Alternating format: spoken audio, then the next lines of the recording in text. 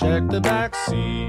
Gets in your head, right? Good. Because every year, dozens of children are forgotten in the backseat of a car by a parent or caregiver. All never thought it could happen to them. But with changes in routines, distractions, or a sleeping child, it can happen to anyone. Parked cars get hot, fast, and can be deadly. So get it in your head. Check the back seat. A message from NHTSA and the Ad Council.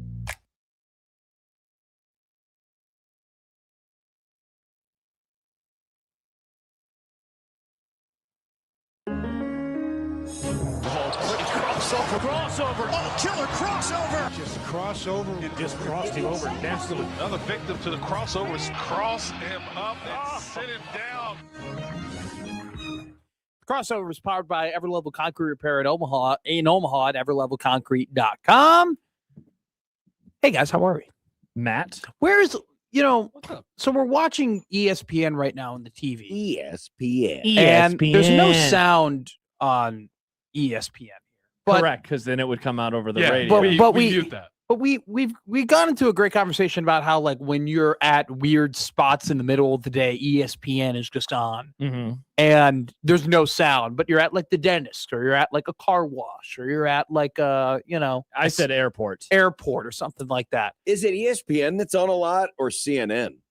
I always find ESPN because here's from my experience, or Weather Channel. I go to right eat now. lunch by myself a lot, and so I don't have anybody to talk to, and I often find myself Classic, just Matt. looking at a soundless ESPN, trying to. Now, to be fair, you are at restaurants. That's different than when you're at the airport. Sure, good point. Yeah, or CNN would be more of an airport thing, I think. Yeah, I think it depends on location. And the Weather Channel for sure. Hospital, The Weather that's not an ESPN place. The Weather Channel was the one that was always on at my doctor's office. Oh, really? Always. Interesting. Which was weird because it's like, and it's crazy that, of all the cable channels that have changed over the years, the Weather Channel has always been the Weather Channel. It's always the place where you get the weather on the Nick dens. Saban loves the Weather It's Channel. one of those things, and though, his where wife's cream pies. It's okay. No, it's Little Jeez. Debbie's It's cream Little pie. Debbie's cream Oh, pie. my bad. I always mix them up. Jeez. His wife's name isn't Debbie. And we're Miss no, Terry. Miss It's Terry. Terry's cream pies. So, Would it be Nick's cream pies? you have a. I don't remember having Kids, a don't TV look at the that up. doctor's office. Really?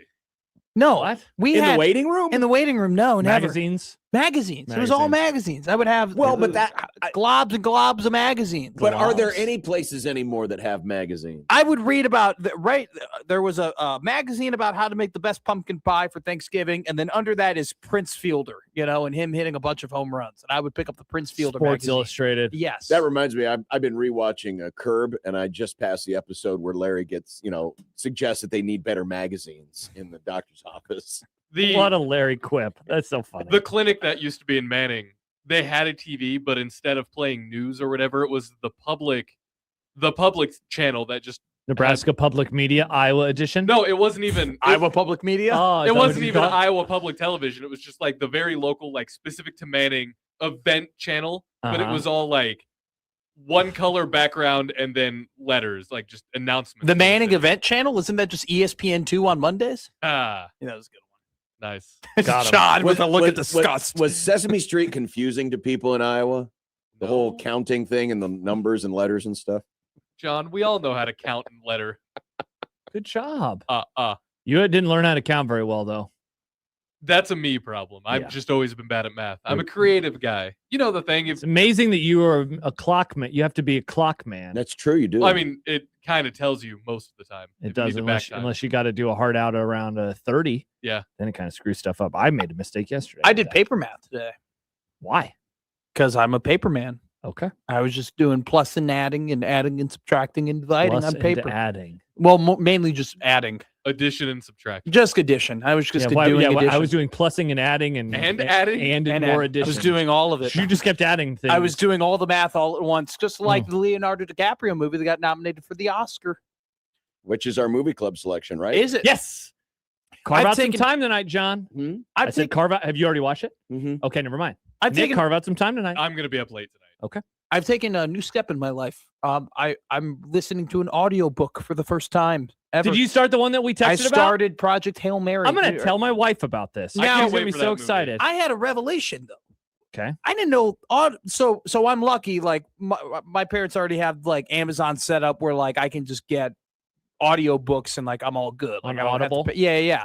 But for a moment I didn't know that they had that apparatus, so I was prepared to pay for my own audiobook. I didn't realize how expensive audiobooks can Look be. at you glomming more onto your parents' plan.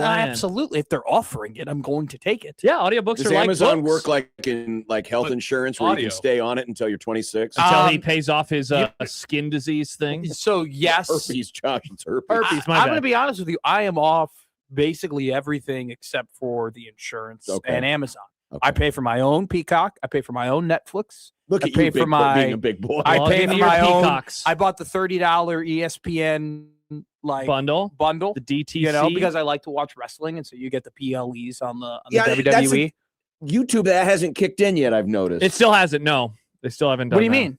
YouTube, ESPN and YouTube aren't handshake Oh, memeing really? yet. They're yet. not handshake memeing? Not so yet. I can't get the same stuff as you can, the unlimited plan. Yeah, I have. Well, Yet. so the It's night unless you supposedly- pay for it. Well, it's supposedly coming, That's isn't what it? they've been saying that for a few weeks. Yeah. I tried getting off of my phone plan for my parents, and they were like, "It's actually cheaper if you stay on than it's Well, supposed sure, to," it's because they supposed to got the be. family plan." And Yeah. I'm like, "Okay, whatever." But no, I'm off of almost everything except for the things that matter, that truly matter. So I'm doing. That's important. I'm becoming is an adult important. That before is everybody's important. eyes. How But far no, into the book are you? I listened to the first, I think, like 12 minutes. Okay. So I 'Cause, yeah, you do have a short commute. I Because you're like, do. I'm going to be listening to this on the way to work and home. And I was like, it takes like 10 minutes. I It's know. gonna take you like a year to Yeah. get but that. but exactly. like so today typically I would go out somewhere after here just to I like to get around. I don't like to be trapped in the confines of noticed. my apartment. Yeah. Because that's how it just became sad that way. Wow. Yeah, just the nice Got a way little of putting dark. it. Yeah, a little bit. But anyway, Yeah. I'm instead of like listening to Bill Simmons or like a bunch of idiots like rant about football because football season Or is on coming to an end, sportsmanlike conduct. or in sportsmanlike conduct, I'll just be listening to Project Hail Mary. Project Hail Mary. I'm very excited about it. I'm about to broaden my horizons. The book rocks. Good Now, for you. I did just get a text from my Thanks, wife, John. Matt, who No, does say seriously, this. good for you. Wait, but how is he going to brag about not reading now? Yeah, you've been But that's bragging not about reading. this. It is. This That's is a not debate reading. within the reading This I is- don't. community. no, I don't it's not. consider audiobooks. It's not reading. reading. You don't read. It's You're not listening. allowed to have an And opinion. listening. I do read. No, you don't. What do you I- read? I'm not. I have books on my phone. I've been reading The Expanse. Okay. I'm not afraid to admit that audiobook feels like cheating. It's not. But at the same time, it's 16 hours. That's why it's not cheating. That's a long time. As I'm long like, as you're this is going to paying take attention. me a couple of months. Yeah, But- because you have 5-minute drives. Yeah, what is the difference if you're absorbing the story? Exactly. That's why it's reading. I think that, at least in my mind, it's more palatable to listen to it as opposed to like putting my eyes and Okay. processing it. So Josh, Nick. That's how When- I view it. Maybe I definitely could be wrong. I'm I'm, sure not there- saying I'm right, but that's just how I view it. Yeah, I'm sure there's some professor, someone out there, an expert who would Well, say Nick, it's I think better it's for about you to- if you read. Th- Well, there's it that- is. I mean, It there's is. It is sure, very good to read. and probably like I'm sure a psychology person would be like, look, people have different Helps you go to ways sleep of at night. learning, right? Yeah. Like people learn way differently than other people. So, Right. I mean, I'm somebody like I've never like read something and like been like I know exactly how to do it. I have to do that thing first, mess it up, but then I'm good. Like that's how I've always been. So it's like I mean, I think I've always been very good on like not making the same mistake 3 times. Yes, Nick. What's You your know. question? when you were a tiny baby Josh, I'm tiny baby Josh. Sure. Can you read me the Dr. Seuss book? You'd ask your parents to read you a book. I just read myself. You never had anyone. You are No, of course I did. I was What a a- kid. what Yeah, a like your dad pretentious would ass. read you Bible stories or something. Yeah. Yeah, but That's somebody reading to you. That's not you reading. But audiobooks are the exact same thing. It's somebody reading you a book. yeah, you're not So if reading. somebody's reading to you, you're not reading. As long as you can check in on But Goodreads, like, it's but reading. like You're you being read can to. you can still though like have a conversation about the book. Like you don't have to bring up. How you So did this it. is Josh's point. If Josh goes, "Hey, I read Project Hail Mary," right? I don't have to reveal to Josh that I listened. Yeah, it doesn't matter. It doesn't. Yeah. It's not part of the I can process. As long as you guys can communicate about, hey, what Remember about the plot when this happened? when this dude did this thing and that dude Yeah. did that thing and That then sounds she like said Project Hail this. Mary. Sure. Wow. But the one thing is though, I probably would give more credit to reading because there are moments where I'm driving and some jackass cuts in front of me and I get really pissed off about it. And I'm like, what the hell is this? You're an idiot. And then like, you're driving and I go, I Yeah. did not hear the last 30 seconds. That's actually of the why I story. don't read and drive. I kids. don't listen to audiobooks. I don't like fiction because for whatever reason, it is. I struggle with that versus like actually reading it. Whereas nonfiction is great. Yeah. That's how I listened to the book about Oppenheimer. Yeah, if I listen to an audiobook, it's got to be a biography or nonfiction. I think to your point, Josh, like the book, and this isn't spoiler alert, but the book that I'm listening to, it switches from two different settings, from two different scenes. Bounces back and so forth. when it first switched from one scene to the next scene, I didn't realize what happened. I go, why is the guy in a diner now? He was just in another spot. Mm-hmm. So I had to rewind and listen to it more closely. I think to the advantage of reading it, there's probably a big space, in depth, whatever. Flip back the page. Whatever. Charles says reading books is for suckers since the advent of audiobooks. Wow. I don't read many books, but I've never done the audiobook. My wife does all the time. She does it on her walks and stuff. Schaefer's an audiobook guy. I will always be a book person, just because if I were, especially if it's like a fiction novel or well, I guess it doesn't have to be a fiction novel, but when I'm listening to something and someone's telling me a story, I need to have the sound effects. That's a good point. I need to have the production. I just can't have someone telling me what it is. Yeah, I totally understand. Ben Richards drove the stake into I also think too Sub-Zero's heart and then looked up to the sky where the invisible camera was, stared blankly into it, almost as if he was piercing the soul of Damon Killian and said, Killian, hey Killian, here is Sub-Zero. Now, Plane Zero. Is Arnold in your book? No, I was just telling a great story and using that as an example. Johnny Pick says, I'm shocked to learn John doesn't read many books. What else does he do in the bathtub? Wow, what a great call. Are you a bath guy? I would never. He was a bath guy. When I was a kid. Guy. Oh, I'm such a you were 18 still. I was 18 too. I moved out of the house at 17. Okay, wow, not to brag. Yeah. Well, that's anyway. I would never because I would be afraid that the book would get wet. Yeah, I've never read in a bathtub. I never will. You don't want a wet book? I'm a bathtub guy too. If that makes you and I are the same. If that makes you feel any better. Same bathtub? Not the same bathtub, just the same. I did the Dr. Teal salts. You ever done that? No, John did this when he was living in Fremont. No, it's called a zest bar. Oh, okay. And a rag. Yeah, no, I had the Dr. And whatever the shampoo was. I had the Dr. Suave. I had the performance athletic salts that you put in there and you swash it around. No, the only thing we put in the bathtub was either like the occasional bubble bath or our own urine. Classic. Yeah. Princeton Matt says John would love the Song of Ice and Fire audiobooks. So those must have sound effects. Maybe that's how you become a book guy. I wish more audio. Don't do it, John. They're never going to finish the series. Or maybe I'll just watch Game of Thrones. Did anyone watch the new show? I want to. I finally watched it. Okay, I finally watched the first episode. It's way, way different than Game of Thrones and House of the Dragon. Like it's fun? It honestly, that is the word to use. It is way more whimsical. It is okay. God, I don't even want to spoil something. Something happens in the first 3 minutes of it that made me audibly laugh out loud. How they handled the credits, the opening credits. It was really funny. That said, it's more of a hangout show. There's not gonna be any dragons. There's not gonna be any conspiracies. Like it's just gonna be a couple dudes hanging. This is definitely a part of me being a part of my generation, but and people are gonna get mad at me, but I don't care. Like Game of Thrones was just it was just too long. The episodes, having the full hour episodes, because at some point that's too long. Your brain is broken. An hour is too long. God, Gen Z, broken brains. I got to the point in season 4 where I was it almost became like a chore to watch an hour episode. Where you notice after about the first 3 seasons, that's when all the nudity started disappearing. You got a little bored by the lack of nudity. He was like, where's the nudity? I was just that guy's hanging hanging over there. Also, too, it maybe I just didn't connect to it as much to be like I didn't get addicted to it to where I was like, oh my god, I have to watch the next episode. But if it would have been like in 5-second increments on TikTok, you would have been all in. Well, yeah, exactly, because my brain is broken. But like Loki, sad. like on Disney Plus, like those are hour episodes, and I would consume all those all at once because there's a lot of flashing lights and colors and moving around. No, because it's a good story. I just got a text from someone your age that says Matt does not speak for our generation. I think it's mainly had to do with the fact that I didn't connect with Game of Thrones to the point where I thought it was worth it to like. Didn't have anything in common with Cersei Lannister? No, not really. What about Jaime Lannister? Oh no, I stop it. What about Tyrion Lannister? I wasn't in Robert Baratheon. I wasn't in or anything. What are they no, I was talking about the first two were incest. No, I know. I'm aware. I just was asking. I didn't know really. I'm happy that you didn't connect with them. I didn't really know how to phrase. What about Jon Snow? No, I'm not. What about Ygritte? No. I don't relate to any of them. Ned Stark. Oh, I know why it was. What happened? Robert Stark. Well, Robert Stark. Remember what happened to the one dude when he ran into the other dude and cut something off? Oh, well, he never got to that part. I relate to the sausage around. I relate to Podrick.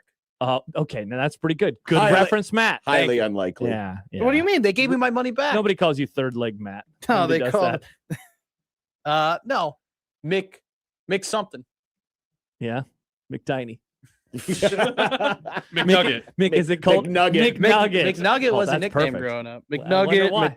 I was like the dollar menu growing up. McNugget, McMuffin, McChicken. McMuffin. McMuffin was McMuffin. I had to imagine How somebody many of called you those are McLovin at some point, right? Do you get that reference? You heathen young. Yeah, I do. Have you ever watched Superbad, or is it too long? I did not watch It's 2 hours. Don't have the. Oh my, No. yeah. This is You'd have to watch Superbad in 15-second all increments. I was saying is that He would never watch. I did not fall in love. I did not fall in love with Game of Thrones to the point where I was like, I have to watch the next episode. And then I was just kind of like, I'm just done. I'm fine. All right. It just wasn't really for me. Some people it just doesn't connect with. Happers Meme Guy says it would have been more palatable for Matt if he could have read Westeros PFF.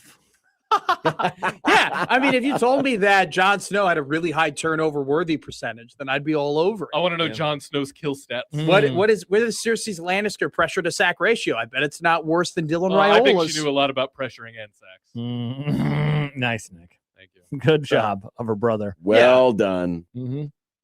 But no, I'll watch Sir Duncan the Toll. There you go. Yeah, the first episode was like 45 minutes, and it sounds like after that they're gonna be like 35. I think my point wasn't necessarily that an hour is too long. My point was just like when I become uninterested in the story. That's fine. That's totally fine. Then an hour becomes. You know what? I respect jettisoning out of something that you're not enjoying. Yeah, it's important to do that. Yeah. You know what? What I did, I regret with Westworld. I stuck with Dexter and How I Met Your Mother, and I very much regretted those decisions. Sure, because I kept watching them, and they both sucked at the end. Yeah, I wasted a lot of time. I should have got out early. I feel like people have to feel that way a little bit about Game of Thrones. Well, I didn't really like the end of the show. Exactly. Yeah. So many people are so mad. The end of the show had really cool moments. Battle of the Bastards is such a good episode. Yeah, I always thought that one was the whole last overrated. season wasn't a disaster. It just did not wrap up properly. It was really dark.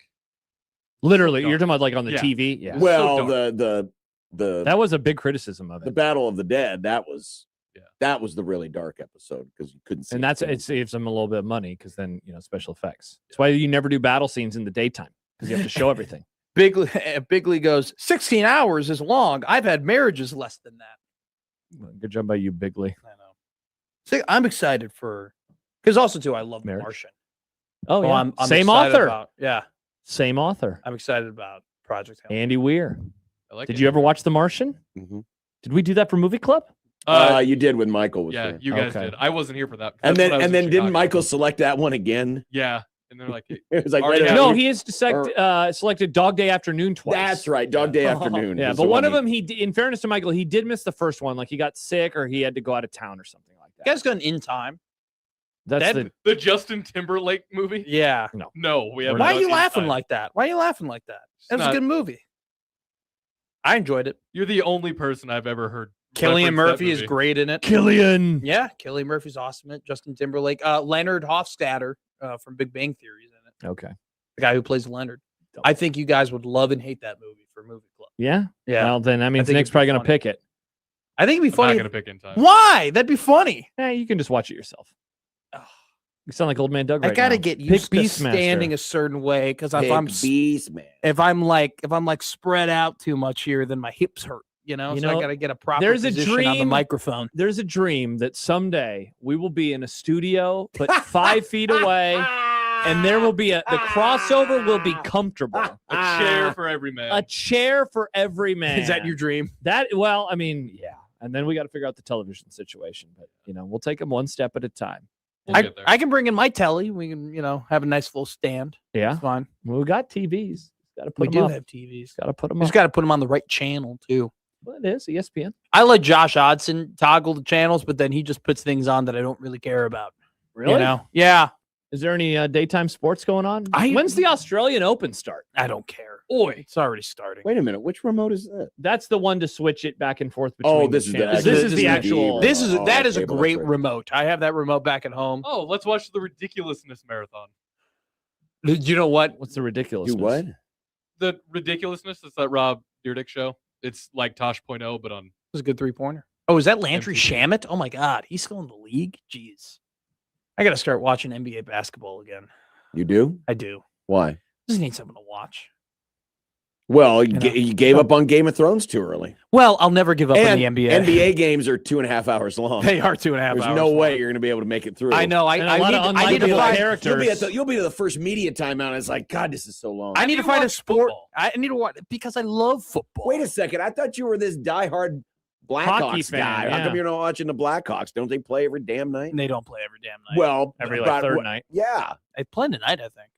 There you go. Why aren't you watching the Blackhawks? I'm watching a lot of things. How are the Blackhawks doing? Give me an update on the hockey. They're average. Blackhawk minute. They're 19 and 23. Bedsy was out for a couple of weeks, so they're better than they've been. Yes, they're average. If they go on a good run at the end of the year, they might be able to sneak in the wild card because their division is terrible. But I don't know. They're still young. They don't really have playmakers outside of Bedsy and another guy named Frank Nazer. Frank. Oh, I thought that was his confused, last John. I thought it was Frick Nazer. No, Frank Nazer. How are my Red Wings doing? I think they're pretty good fine. this year. Yeah, they're average as well. Great news. Average. They're in second place in the Atlantic Division. I only keep up with the Hawks. No. You got to look at the points, Josh. How are they in the points? Tampa, Detroit, and Carolina all have 66 points. You're tied for first. Wow! Congratulations. Yeah, Hawks play. Oh, my Montreal Canadiens are only 3 points back. Go Montreal! Look at this. This is some good time hockey conversation. Hawks play the Canes tonight. So we have How are the butt Kraken? The Rangers are sucking. The Kraken, Nick? The butt Kraken are... They're in the wild card, Nick, with Utah. My God. The Avalanche are really, really good. They are. They've been good. Congrats to the city of Denver. The city of champions. And Wild it is so random that Denver just has become good at kind of every sport. They really are. They had the cup. Then except for Colorado. They suck. The Rockies. The Rockies. You know, they're talking about the Buffaloes. The Avalanche have only lost 5 games, in regulation. And then all year? And then they have 9 overtime losses. Kenneth says the Atlantic is an absolute gauntlet. Wow. That's why Detroit is in second place in the Atlantic, because they are good. What is this, 1997? The Blackhawks for me have a winning record. The Blackhawks for me is like the type of sport that you put on the doctor's office. It's very much in the background, and I watch them, and then when they're on the power play, I unmute because Bedsy gets to go ahead and do whatever the hell he wants. You get all in on the playoffs? The Jets aren't good. What the entire year? Well, they're not good. Oh, that's a bummer. They did beat the Hawks the other night. Wait a second. You said the Blackhawks were perfectly mid. No. They're they won, actually. They have like the 4th lowest point total in the Western Conference. Yeah, but they're 19 and 20. They're 20 and 22. 20 and 23 and 6. And 6. I had a 1998 Red Wings championship hat when I was a kid. Look, the Hawks being close to their wins and losses is mid for them. That's good for them. They've been ass for so long. Enough, their goal margin is only -4. Why are we diving into the box score of hockey right now? It's not a box score, it's a standing. Okay, Whoa, should I buy John. this hat? Starter Detroit Red Wings Stanley Cup 98 champs snapback hat men's, $16.20. Gosh, I almost want to do that. What would you guys think if I started rolling in with Red Wings championship merch from 30 years ago? I did buy my Cowboys. I bought a Blackhawks jersey off eBay the other day. They won a hockey title more recently than the Cowboys. They have. The Red Wings won their last in 2008 or 9. They're pretty good. Yeah. 2008. Dominik Hasek was their goalie at the time, if I remember right. They beat the Hawks in the Western Conference Finals that year. Great year. Yeah. Oh, I They forgot. beat Sid the Kid in the finals. They did, and then they Red Wings, they baby! repeated in 2009 in the And then the drop-off started. and around that time. The drop-off started when they lost in the 2010 conference finals. I went and saw one of their last games ever at the old arena, the Joe Lewis. Yep, in 2017. Been almost a decade. I think the Red Wings lost to the San Jose Sharks in 2010. The drop-off really began in 2013 when the Red Wings had a 3-1 lead against the Hawks. Oh, in thanks the for reminding me. Semifinals, and then the What Hawks year came was back this? and won. 20 what year? 2013. To the Hawks. Yeah, they lost that series 3-4. Yeah. And then They they had a made the 3-1. next 3 playoffs, and they have literally not been back since 2016. Our time has returned. Wow. Go Red Wings. I just found out 2 days ago that you were a Red Wings fan. Yeah, I've been a diehard. No, you haven't. You make fun of hockey. You literally go, "Why do you watch hockey?" Yeah, well, it's You- confusing. It's January, you know. Confusing. What do you mean it's confusing? It's Yeah. sports. Yeah, I know. You I got. watch sports as long as they're under an hour. Well, then crap. You're a horse racing guy, and a NASCAR guy, don't forget. NASCAR goes a lot longer than an hour. Well, you know what? When I have Miller Lights and fried chicken, I just split up the hours. Whoa, look at this. A text from Ian. Iserman and Fedorov are always watching me at work. He has Steve Iserman and a Sergei Fedorov hockey card. Look Ooh, at those. That sounds like a nightmare from like 1986. It sounds Dude, like two it really agents from the does. KGB Those are guys keeping an rock. eye on Steve you. Iserman, and Fedorov. he was awesome. So was Sergei Fedorov. I think I had a Sergei Fedorov card. I've always back in the wanted day. to announce a Swedish hockey game. Why Yo- a Swedish hockey game? Johansson down to Carlson. Carlson back up to Johansson. Johansson throws it back in. It just rolls off the tongue. Hockey. Wow. Alyssa, What a our sport. great friend Alyssa, says She's an okay friend. Isn't that Odson's team too? The Kraken? Oh yeah, because Oh, the Ken Butt had said Kraken. new fans would probably enjoy the Kraken, and then she says, "Is that Odson's?" I like the logo a lot. I had Yeah. forgotten that there was a team called the Utah Woolly Mammoth. Yeah, they were the Just hockey club for a just year, the right? Mammoth, Yeah. John. It's not No, the I woolly prefer mammoth. Woolly Mammoth, just like I prefer Cornhuskers. Just like how you prefer lateral. Yep. well, that Oh. is the correct nomenclature. You're a proper name guy. No, I just like the Cornhuskers. Do you like calling people by their government name? Well, Well, yeah, his name actually. is Josh, and his name is Nick. But Joshua, do you- actually. Joshua. Nicholas. Nicholas, Matthew. but not Jonathan. John is just John. Matthew, James, Michael, Ernesto, McMaster. Wait, what? Yeah, indeed. By the way, There's too many names. I Too love many back it. to hockey. We got a text from the 402.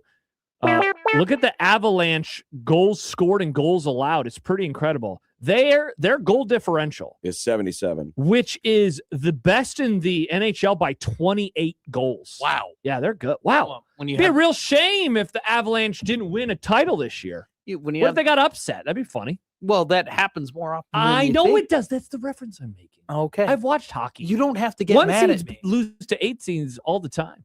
Well, hockey. if you're really, if you're really surprised about the seedings and the upsets in hockey, I don't think you really know hockey. That's why I'm saying this could probably happen. No hockey. No. I know puck.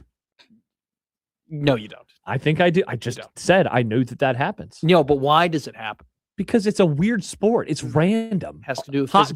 goalie.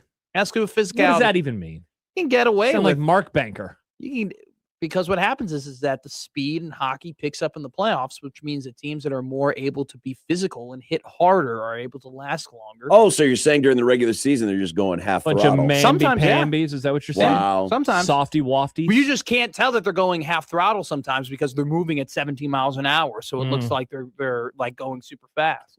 Skill pays off in the regular season, not so much in the playoffs. You have J-Man to know says- that. If you're a puck knower, you know that. Yeah, What the Puck? New podcast by Posh Jeterson. Maybe I'll start another podcast. You should, making a parody because the hockey podcast community is so serious and like, just really toxic. spitting. Whoa! Well, I said chiclets, right? Chit. I said chit. You said chit. Yeah. Spitting Spitting chiclet. chiclets. That's Yeah. not a serious pod, is it? Well, now it's way too long well, after, Nick. I We're know. fine. Well, people really like get upset when they say things that they don't agree with. And so it's like it becomes very serious and very like there's a lot of crap talking in like hockey and hockey forums and whatnot. Oh, you If mean like there is in every shit-talking- other sport? No, but this one's a little bit more I said chit. I know, but it sounded too close. Oh my You are God. crazy. He is him? Dildo. Yeah. Yeah. Oh That my was God. wild. Yeah. Good Lord. I didn't say fuh. king. Yeah, exactly. Nerdy Natty _ writes. Do what? This is, I don't know, a woman that follows us, John. I love all this hockey talk, especially the bickering. Go Bruins. Why are we doing hockey talk? I feel like this is a It's bit. the crossover. We're not allowed to do sports in the crossover, which is why we're doing hockey. I hate you. I hate you. I can't. That was there the setup. it is. Suck on that, Penguins fans, you dorks. There it is. That was it. That was 12 minutes of stupidity. We almost got through an entire segment talking about hockey without mentioning the Penguins. godforsaken Omaha's Penguins team. that everybody around here roots for, just because. Where are they this year? Well, they do have. Is Gensel's still playing for him, isn't he? No. Is Tampa Mario Lemieux still on he's their in team? Tampa. How's Mario That's Lemieux doing these I mean, days? the Pittsburgh Penguins have two of the three He's greatest still alive, right? players Yes, of all time. Mario's still Thank alive. God. Okay. Probably The way you have- looked at me made me think that he had died. They probably No. have the two greatest players of all time. No, they don't. What? You're saying Sidney Crosby is the second best hockey player of all time? No, I didn't say Sidney Crosby is the second best hockey player of all time. I said Sidney Crosby is the greatest hockey player of all time. You are a moron. I'm not a moron. That's I actually Okay, know more Nick, than can you. we do you need to cut that out. Drop that, please, Nick. Yeah, we can't let that go out over Sidney the air. Crosby is the greatest hockey player. The nickname of Wayne Gretzky is the Great One. Okay. It should be the greatest one. The game of hockey from when Wayne Gretzky played it to when Sidney Crosby played Ridiculous. it. Okay, Amped hold up on. in Okay. speed, You- physicality, Well, you and strength cannot so much. again. And there has never been a cannot player. compare There the- has you never been a cannot- player like Sidney Crosby who accomplished both more on both sides of the ice than he is. He is one of the greatest two-way, if not the greatest two-way player of all time. This is the same not. nonsense that I've been telling these two yahoos when they keep throwing the whole Otani thing in my face. We It's do like that because he is- you are so easily trolled. I Yeah. don't really think Otani and I is don't the think GOAT. I don't think he really. Willie Mays is the GOAT. Oh, but he's so old and the game has changed so no, much. I like to again. You're so easily. No, I triggered. was actually making the point that Matt was making. Thank You you. can't compare the generations. Yeah, no, man, but that's not how it works. I can compare the fact that like Sidney Crosby just does things Sidney- at a so much so- higher level than just anybody else has ever Except done for on both score the sides most of the ice. points. Defense matters in hockey. Defense matters, and he was insane at defense. His stick handling is leagues above anybody who was playing in that era. of My hockey. name's Matt McMaster, and I'm in it. So wait, but No, Mario I'm not. Lemieux is I- number they're- two. They're literally Mario Lemieux's number two. He might, some people of the '90s love him. Some people of the '90s. I would Other probably people go. of the '90s I'd go like Wayne Crosby Gretzky. 1, Wayne 2, Lemieux 3. Ridiculous. Great point, McMaster. The '85 Bears wouldn't win a game in the modern NFL. Oh, they'd get says President Matt. get their clocks clean. There were a lot of hockey. man. Shotgun Oh. offense. Oh yeah, could you see what Matthew Stafford would do to the Bears? He didn't have to go to He him. would take his passing hand and put it over his eyes and throw with his left hand blindfolded and just destroy that wimpy secondary. Ian says Oh. Crosby would be fourth on the 1997 Red Wings. Yeah, shout out to Sergei Fedorov, Steve Yzerman, and the rest of the Oh my crew, God. baby. My God, The rest of the Sidney crew. Crosby, my favorite player of all time. Love him. I think he's a great two-way player. You're not going to be able to convince me otherwise. Jeff Like, says I'm not All a right. puck knower, but that's blasphemy. it's not. It's okay. Hmm. It's fine. A lot of people think the way I think.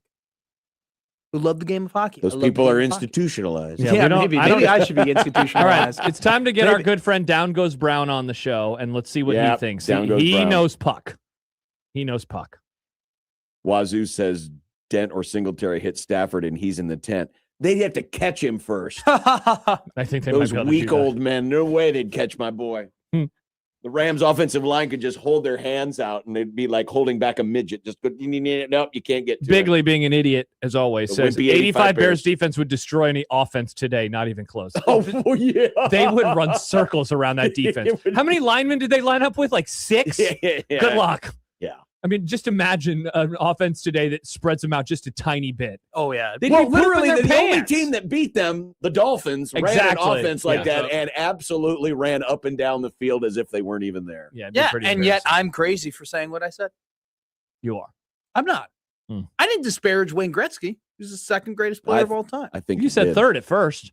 I was I think you trolling. did. I was You were trying to trolling? get people pissed off. Well, you did a good job. Thank you so much. Great. Now we got to deal with all the hockey nerds coming after us the rest of the Yes! day for a Hey, point hockey, we hey, made. hey, hockey nerds! It's a Thursday. I don't care. hey, hockey nerds! It's a Monday, Tuesday, Wednesday, and Friday. I still don't care. Don't care. I only care on the eighth. Wow, day of the Andy's week. on your side. Matt is an idiot for thinking Crosby is better than Gretzky. Is this like a common opinion by people that Sidney Crosby? Amongst Yeah, people they're all who- Penguins fans.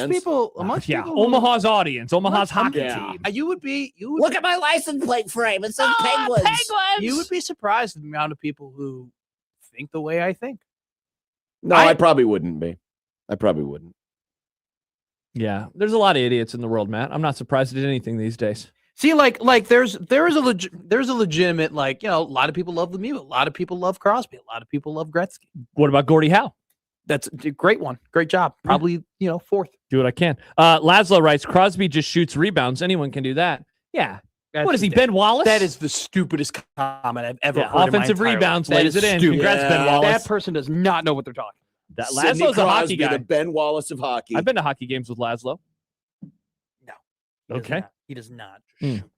That's wild. Max says Gretzky is the greatest of all time. Ovechkin is the greatest goal scorer of all time. Yeah, that's true. He did break the record. Now, the points record, though, is hilarious. Go look at that list. Yeah. Not only could he score, but he could get his teammates involved. Yeah. He understood team play. Team. Sid the kid don't know nothing about that. If I was playing with Mark Messier, I'm sure I could get 100 assists a game. There's no I in team, Matt. Yeah, but there is a me. There is a me. That's true. There is a what did Kobe Bryant said? There's no I in teamwork, but there's an MFer though, or something like that. No, is that what he said? Yeah. R.I.P. R.I.P. Max all right, points that's out, the crossover. real quick, one more. Gordie Howe, whose career spanned from 1946 to 1981. That is bonkers. Yeah. What he finished with the team, the Hartford Whalers? Yeah, he played for a lot of teams at the end of his career, Yes, if I remember did. right. Oh, Gordie Howe. Oh, Gordie Howe, the good old hockey game. It's the best game you can name, and the best game you can name is the good old hockey. He played for the Red Wings, the Houston Aeros, and the Hartford Whalers. Wow, that is weird. Hockey night tonight. And he died 10 years ago. R.I.P. Gordie. Good. Great crossover, Matt. Yep. Well done. Kind of. I enjoyed it. Yeah, We talked hockey.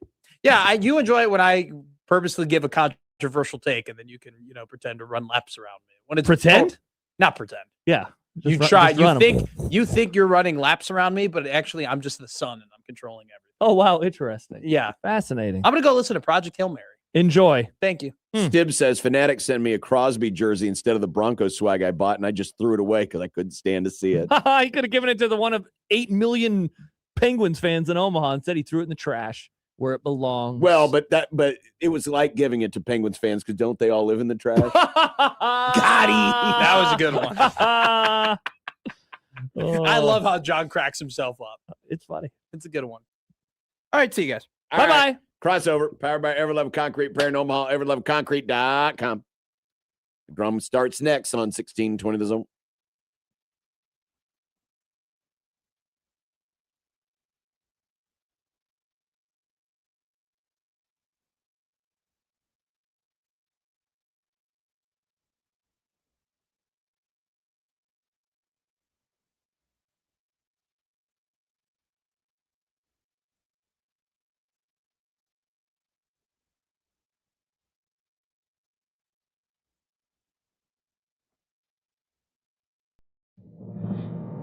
Your Omaha area forecast from KETV Newswatch 7.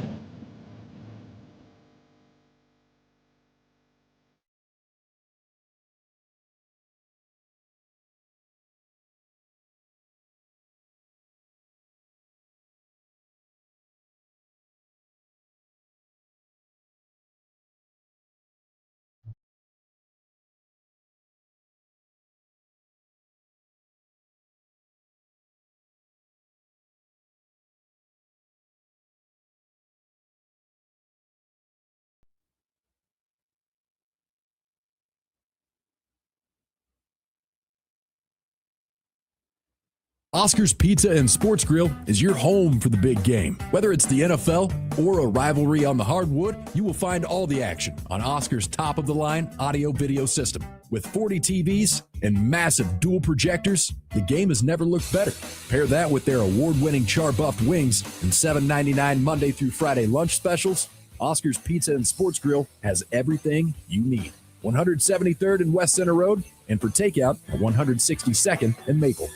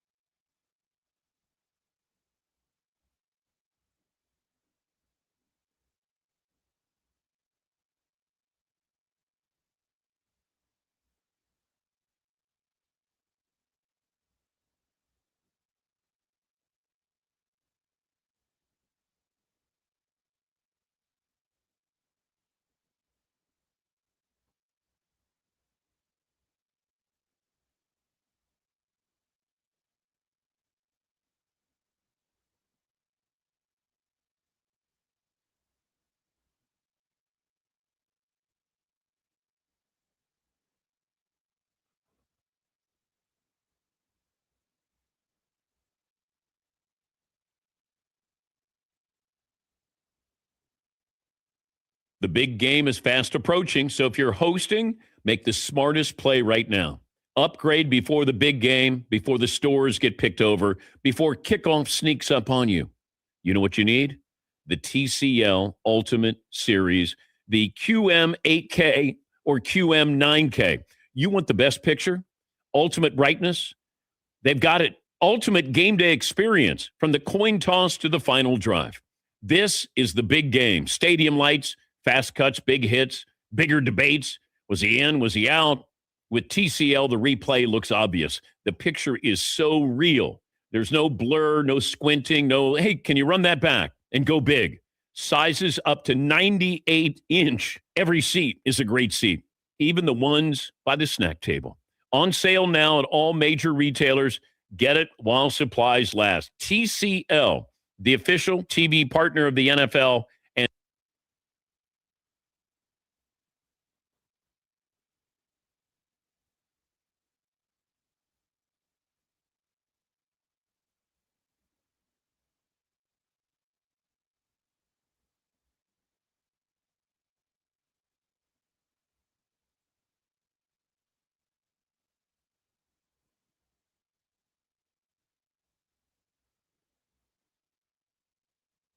KOCN.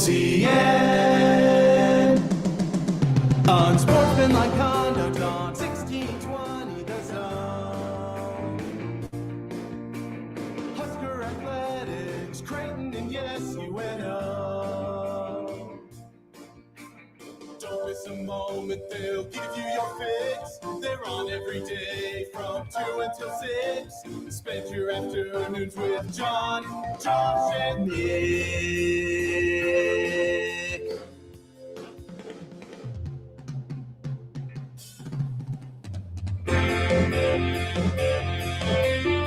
John, Josh, and Nick. They'll show you what sports talk really is. Oh, my goodness. Enjoy this last day of not quite winter before we go back to winter. It's going to be cold. Winter is coming. Yes, you could say that. Well, Matt doesn't get that reference. That's true. Unsportsmanlike conduct on 1620 The Zone. Husker athletics, Creighton, and yes, UNO. We hope your day has been a pleasant one, and we will do our best to make it even more pleasanter. How are we going to do that?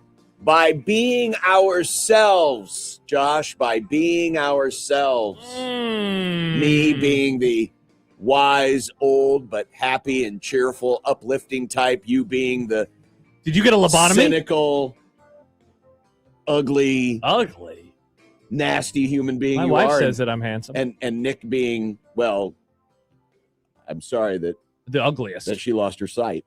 Ha! We did get a great email yesterday from about us. Yeah. From Derek. Topic. This was a dumb debate topic. Oh. Okay. Topic. Oh. Who is more negative? John and Josh debate each other, citing examples of how the other is more negative than himself. The winner gets the fleeting glory that one brief moment he is less insufferable than the loser, a.k.a. the most negative man on 1620. Should be able to fill a few segments with that one. Thank you, Derek. Appreciate you tuning in as often as you do. Yep. Appreciate it. Yep. We do. The Grum is brought to you by Union Bank and Trust, where your money has people. Mm-hmm. And what a Grum we have for you today, as we will present to you now on Grum Down 26 by the referees at John Higgins Weather Guard. The Swartz calls bank. He didn't, though. Spoiler alert for the audio. No, yeah. He didn't. He was like, oopsies. Nebraska remains unbeaten, but Frager is hurt. Oh, boy. And Josh apparently declared him dead. No, all I said was his body language was oof. And it was. He had red eyes. He was crying.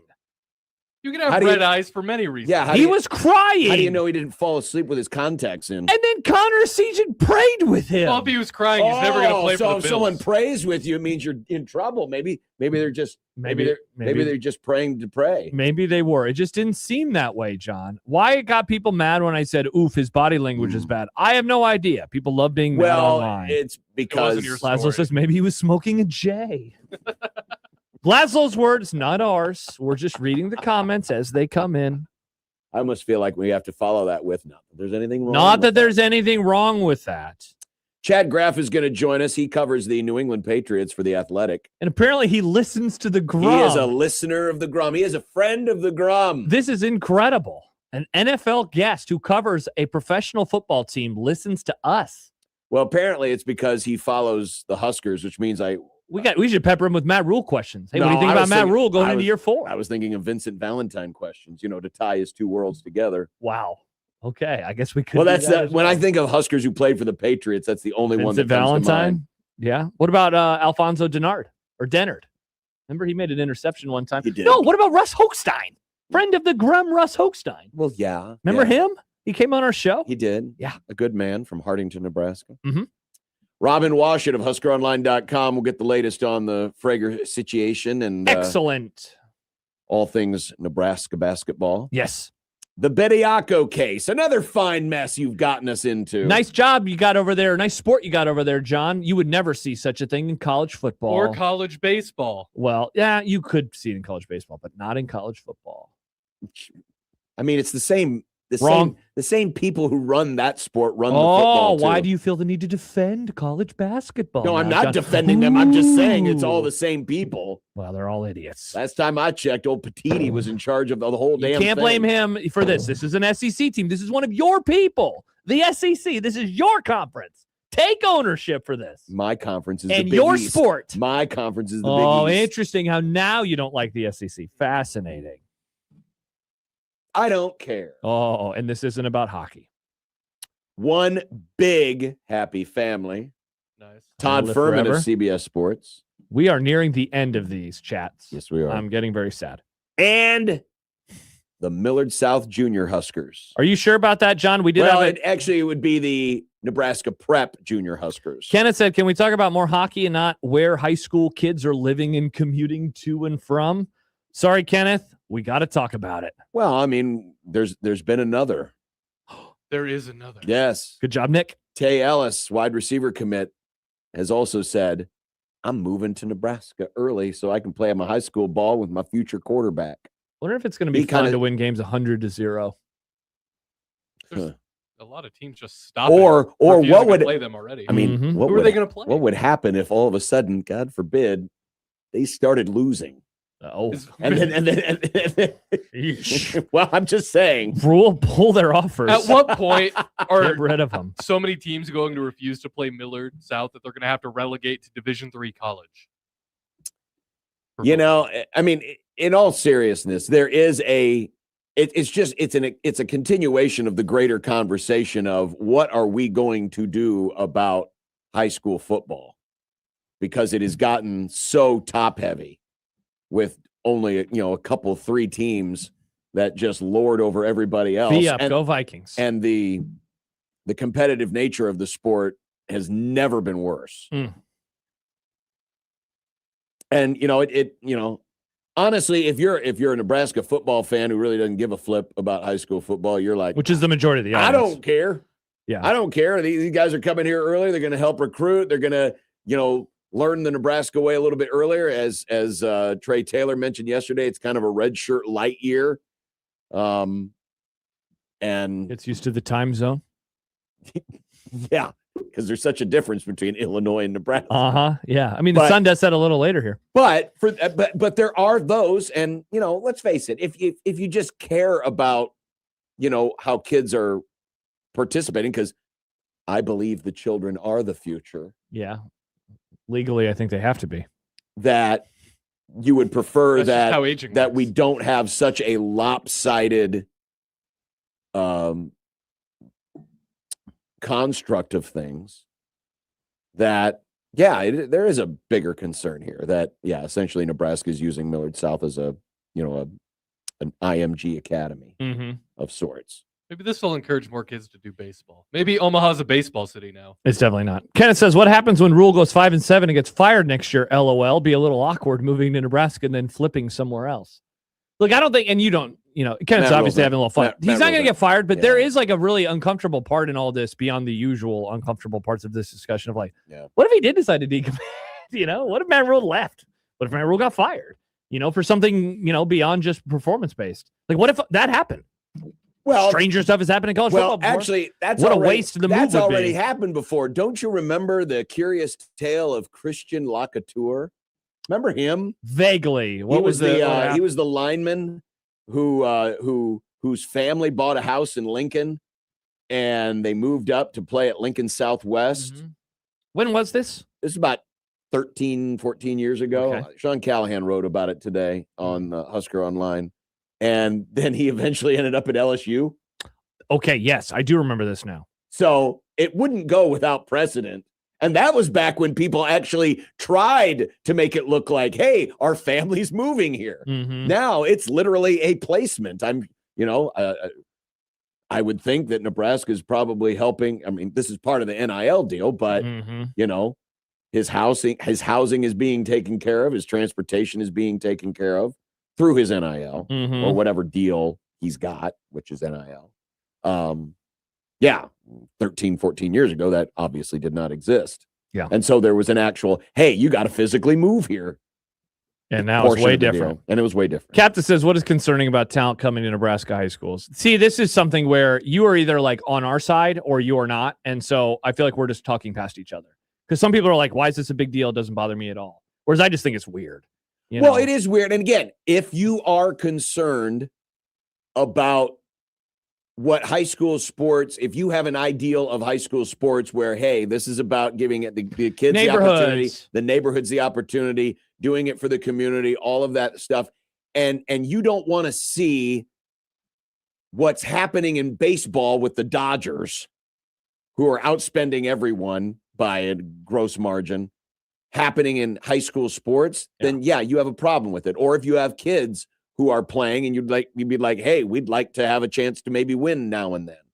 If you believe, if you just believe in general, hey, that's not what high school sports is supposed to be about. Yeah. If you have that belief, then obviously you have a problem with this and situations like this. But as I mentioned yesterday, this isn't Trey Taylor or Tay Ellis or University of Nebraska coloring outside the lines. There are no lines right now. Sure. Right? You can do this. Other places have done this. They've placed kids in high school who have committed and are essentially using them as academies to speed up the process of getting them up to speed for playing at that university. Also, you don't think it's a little odd the guys living in Lincoln going to school in Omaha? Like, again, it's just a very strange situation. I'm happy that I don't like high school sports. Does not affect my day-to-day. I don't watch it at all anymore. I don't have children, so I don't have to worry about it from the fairness of it. So like in a way, like Thursday, I don't care. It's just odd to me though that this is happening. But again, like what? I don't know. Why do I have to care about these types of things? I guess let it happen. It's going to happen anyway. Might as well not get my dander up about it. What concerns me about this is just the overall health of high school football in this area, which seems like it's lessening. It's ugh. But again, I guess if this is what the power brokers want, we already saw it last year. We had teams literally say we're not playing anymore. Yeah. We're which is done. insane. Chris says Dylan moved which is unfortunate and is not what high school sports is supposed to be about. You're not supposed to be the best of the best high school football team. Chris says Dylan moved to Georgia in high school too. Yeah, and guess what? We made fun of him for going to 4 different high schools. Like I'm gonna, be consistent about this type of stuff. Yeah, I wasn't cheerleading that either, but it also didn't like affect me on the day to day because he wasn't literally moving to Omaha and going to school in Lincoln or whatever. No, but listen, there's an easy way to end all this. What's that? And that would be no more high school. Well, no. I guess that everyone's uneducated now. That would be one way. Or if you or other people like you have a problem with it, go your own way and do your own thing. There is no law that says you have to play Millard South. There's no law that says you have to play Omaha West Side or Bellevue West. There's no law.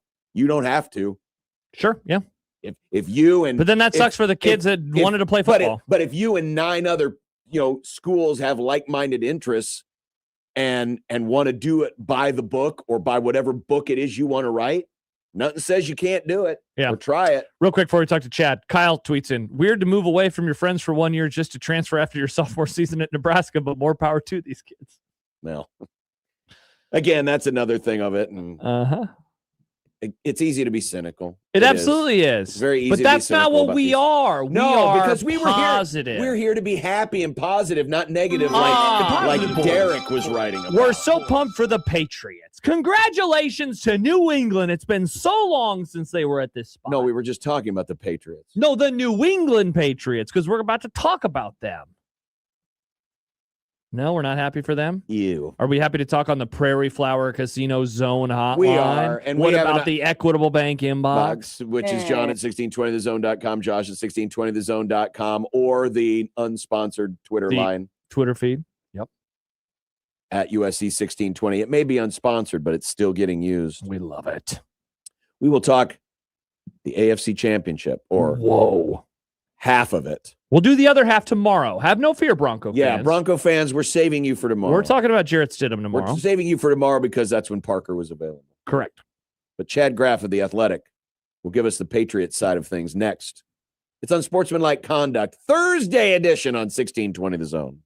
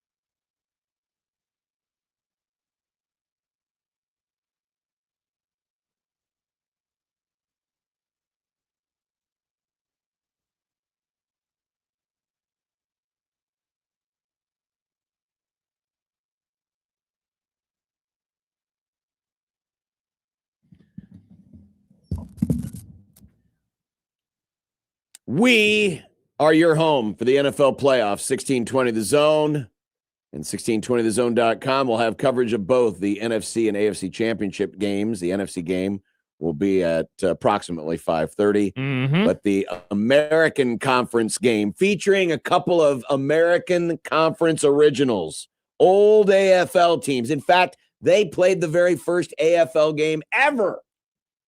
The Broncos of Denver and the Patriots of Boston. Wow. That's a good stat, John. Who then renamed themselves as New England because then they moved out to Foxborough. Yep. And they are rematching in the AFC Championship game on Sunday, and we'll have coverage of that here Sunday afternoon on 1620 The Zone. Let's get part of a preview, shall we? Chad Graff follows the Patriots, covers them for The Athletic, and joins us on the Prairie Flower Casino Zone hotline. Chad, good afternoon. Good afternoon. What's going on in Omaha? It's cold and about to get colder, but I understand you guys are about to get a lot of snow, so I hope you get out of there in time to get to Denver. Yeah, I think I'm going to have to get comfortable in Denver. I think it looks like a few nights that the team, let's put it this way, the Patriots are packing a little bit extra just in case they can't get back Sunday night. Oh, my gosh. Thank God this is in the era of the bye week between the AFC and NFC title games and the Super Bowl rather than the old days. That's true. Good point. Right, and they've got their own plane, so they can usually get out whenever, and even they are worried about getting back. So, you know, they could be either wallowing in a loss a little bit extra in Denver or having some time to celebrate whatever they find in Denver. Chad, big picture. Before the season, somebody tells you, you know, September, whatever, right before game one, how, you know, this team's going to make it to the final weekend before the Super Bowl. They will be playing in this game. How big of a shock would that have been in that moment? Obviously, like a few days later after they lost to the Raiders, I imagine it would have been a huge shock. But right before the season started, was this on your radar for this team under this coaching staff with a second-year quarterback? Let me put it this way. It wasn't on my radar for them to win 10 games. They're now sitting here 16-3 if you include the 2 playoff games. They've got one of the 2 MVP candidates. Mike Vrabel's up for Coach of the Year. Like, everything that could have gone right for the Patriots this season has gone right. If any fictional person had told you in September that the Patriots were going to be here, a win away from the Super Bowl and a win no less against a backup quarterback, it would have been completely insane. They won 4 games last year. They won 4 games the year before that. They're on their 3rd coach in 3 years. Like, there are so many reasons this should not be happening right now. And yet here we are as they're 1 win away from the Super Bowl. Chad, what has been the reason for the recent turnover proneness of Drake May? He's getting a lot more pressure than he was used to. They had the worst offensive line in the NFL last year, and then it kind of bounced back and it got to like a league average level this season. The big concern is Will Campbell at left tackle. He's the guy from LSU that they picked number 4 overall. High hopes for what he was going to be. He's had a couple of tough matchups. Will Anderson, the Alabama product, was last week. Before that, Khalil Mack. So he's had some tough matchups, and yet he's getting smoked at a level that if that continues, you know, they're not going to win a Super Bowl. And so Drake's getting a lot more pressure than he was used to. And also, you know, let's just be honest, he's a North Carolina kid who didn't play a lot in the rain and snow. It was snowing last week here in New England as they were playing. And so he even admitted, like, getting a grip on the ball was something that I think he's going to have to work on, especially if he's getting the kind of pressure that he has the last 2 weeks. Chad, we've been talking so much over the last month or so about the Houston pass rush and what that defense is able to do. Meanwhile, of course, we know that Denver's pass rush has been one of the best in the NFL the entire season, franchise record for sacks. Like, I wonder how you think this defense compares to the ones that they have seen so far in the playoffs, though the weather should be a whole lot better. It's going to be chilly, of course, but it doesn't seem like any moisture is going to be in the air. Yeah, and it's interesting. Tom Brady used to love the snow games because he felt like it slowed down the pass rush. And so if that was slowing down the Houston Texans, it certainly didn't appear that way. And I'd hate to see them on a regular dome field if that was the case. So I got a little bit of heat because I think I said that the Houston Texans have a better pass rush. And by that, I just meant like their top end guys, Danielle Hunter and Will Anderson, are on another level. But Denver is so good at in terms of they can come at you in waves. They've got 4, 5, 6 guys that can get after you. 4 guys with at least 7 sacks. Of course, Benito, everybody knows him and his speed to power, and that is going to be a tough matchup for them and Will Campbell specifically. But they also blitz more than the Texans. They'll throw more exotic looks at you than the Texans. And so with the Texans, you kind of know what you're going to get. It's just, can you stop Will Anderson? The Broncos are different. Can you stop Benito, but can you also stop Allen? And can you also handle the blitzes they're going to throw at you? They're going to throw a ton at you. And so this is a really big test for 23-year-old Drake May. Chad Graff joining us. He covers the Patriots for The Athletic. Denver's run defense was made to look suspect versus James Cook and the Bills last week. Is that something you expect the Patriots to try to exploit with Stevenson and company? It is, and their running game has just started to improve. They had one of the worst running games in the NFL in the first half of the season. It's totally flipped since their bye week. Since their bye week, they've leaned into a lot more formations using 6 offensive linemen, big personnel packages, 2 tight ends, things of that nature to try to get the ground game going. And it's worked. So they've got Ramondre Stevenson as their kind of ground and pound, get us 3 or 4 yards kind of running back. And then they've got Travion Henderson, the Ohio State product, who's like their big play, go get us a chunk kind of guy. And they've fed off each other well. And so with Drake May surprisingly having a couple of so-so games in a row, it wouldn't shock me at all if the Patriots come out trying to establish the run early in this one. Chad, other side of the ball, this might come across as a ridiculous question to some, but I wonder what you think the biggest concern is with Stidham now the starting quarterback in this game. Is it just the fear of the unknown and not knowing exactly what Sean Payton could cook up over the course of a week in the game plan? It's 2 words. It's Sean Payton. I don't think they're fearing Stidham. I don't think they're fearing, a banged up wide receiver group or even the running backs. They might get J.K. Dobbins back, which would be a boost for them. But Sean Payton, I think we collectively as an NFL watching community maybe forgot as he struggled over the last couple of years and that last year in New Orleans or two, kind of forgot what an offensive madman he is and how good he is at game planning this stuff, to the point where I almost think he's relishing this opportunity of everybody is counting us out and nobody thinks we can win without Bo Nix. And the line opens at, we're 4.5 point dogs and moves to 5 and then 5.5 and 6. And nobody thinks we have a chance in this game. He'll come up with some crazy plays. He'll have some trick plays. He'll have some weird stuff to throw at the Patriots for sure.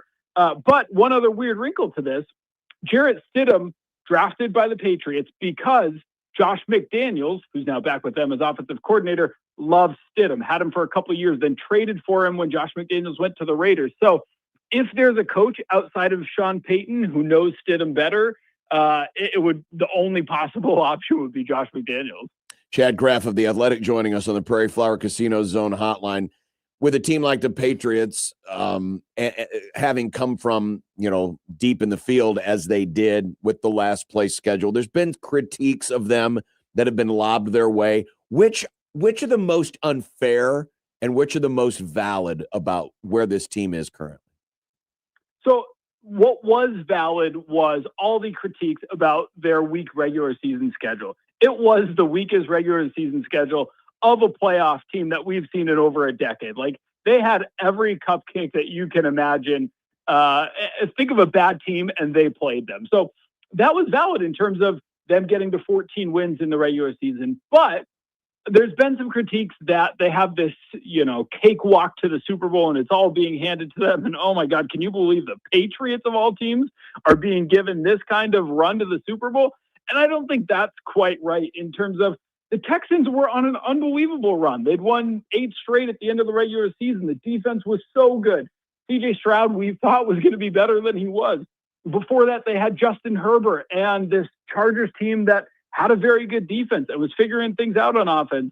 And now, if they do go to the Super Bowl, they're going to have to go to Denver, which is one of the toughest places to play, a place that they had the greatest coach and quarterback in Belichick and Brady. And even those two, every time they went to Denver in the playoffs, lost and couldn't win. And so if they're able to do all of this, if they're able to beat Denver and go to the Super Bowl, I think the critique that they had too easy of a path there is probably unfair. Chad, in a way, circling back to my first question, what surprised you about covering a Mike Vrabel team in 2025, 2026?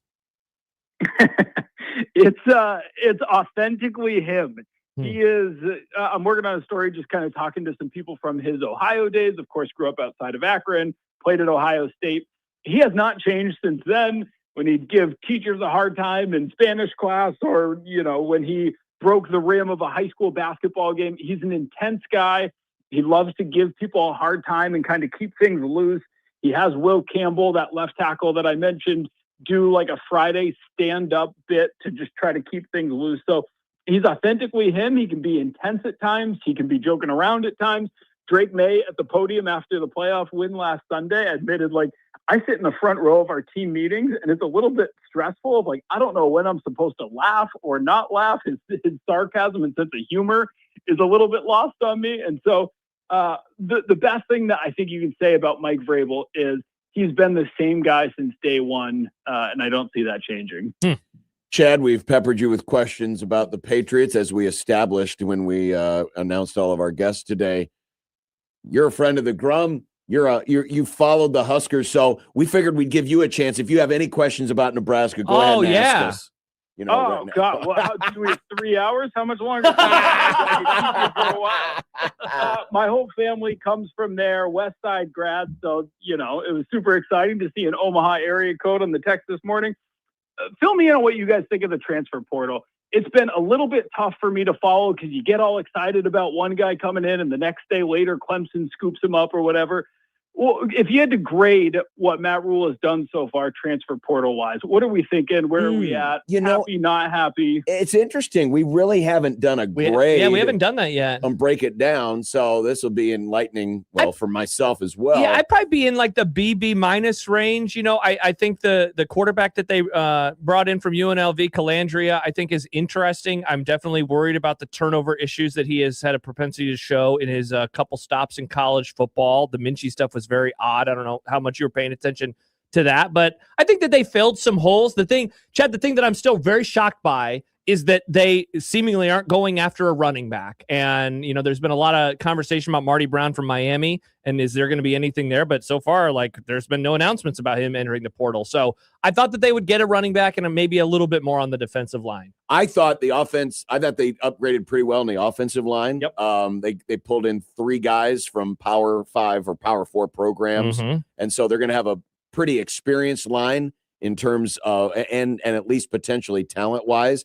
Defensive line is still a little bit concerning because I don't know if they really did a lot of upgrading there.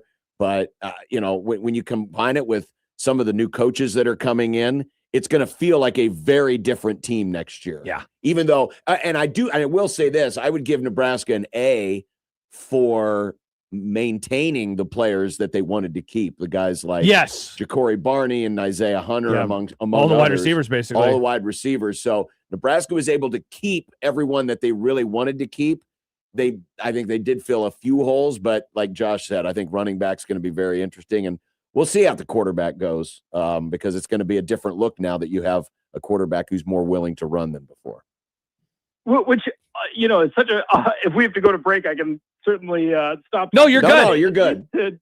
All these fascinating things to me of like, it's almost hard in college football right now to fall in love with a certain player, not knowing how long they're going to be there and whatever, which leads to, like, I'm sure what was the hot button news there recently of Trey Taylor moving from outside Indianapolis to Omaha to kind of be able to, I guess, sort of live in Lincoln and be at the facility. Like, that whole thing just seems a little weird to me. But on the other hand, like, as just a Husker fan from afar, I'm like, okay, well, at least he's like committed and nobody else seems to be super committed to their school.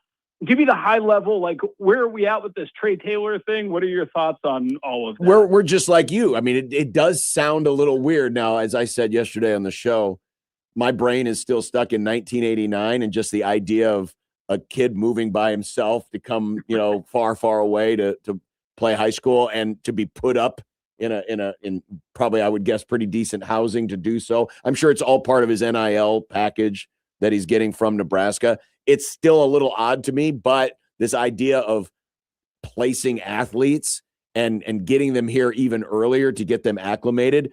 Tay Ellis, who's one of the receivers in next year's class, is going to follow suit. He's going to do the same thing, transfer to Millard Sounds like South. there could be more as well. And there could be more as well. So this is something that Nebraska is doing, that other programs are doing. And yes, does it sound weird?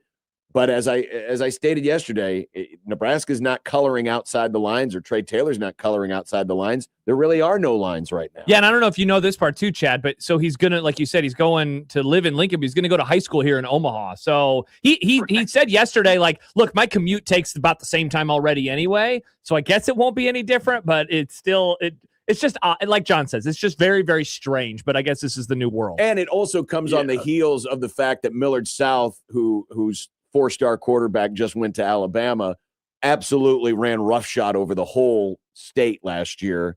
And probably will now do the same. And the competitive balance of Nebraska's largest class is never been more imbalanced. Yeah. And there's an ongoing controversy with how to deal with that. And now you have this news coming in and, essentially a high school being turned into Nebraska prep. It's a rather fascinating conversation, but if you're just strictly a Nebraska football fan, you love this because he's going to be around. He's going to peer recruit. Yeah. He's going to get indoctrinated into the system much faster. So it could be a good thing. That's where I'm at. It almost feels like something that the more you think about it, the worse it is. It's almost like just keep it surface level. Oh, the quarterback's going to get more exposure to Dana and Matt and whoever. Okay, that's probably good. And then you start to think man, if I was a high school coach at Westside or some kid there, that stinks that the college's new rules are impacting competitive balance of high school. And so I guess living here in New England, I'm just going to try not to think about that side of it and hope it turns out well for the Huskers. Yeah, it's like one of those things where you just turn on the games on Saturdays and you try to enjoy that and then not think about all the other stuff. Exactly. Totally is an escape. Well, Chad, safe travels, and hopefully you can get back home afterwards. Or maybe if a win, you can just continue on to San Francisco and Santa Clara and just spend many weeks away. If the delay is too long, we'll just drive west. Chad, have a good one. Thanks for joining us. Thank you, Chad. Thanks for having me, guys. I enjoyed You're welcome. Chad Graff of The Athletic. Maybe we need to do that more great often. bona fides. Maybe we need to do that more often. What's have that? our guests interview us. Yeah. And he had all the names. He wasn't just some phony fan. Yeah, no. He knew what's up. No, I expected him.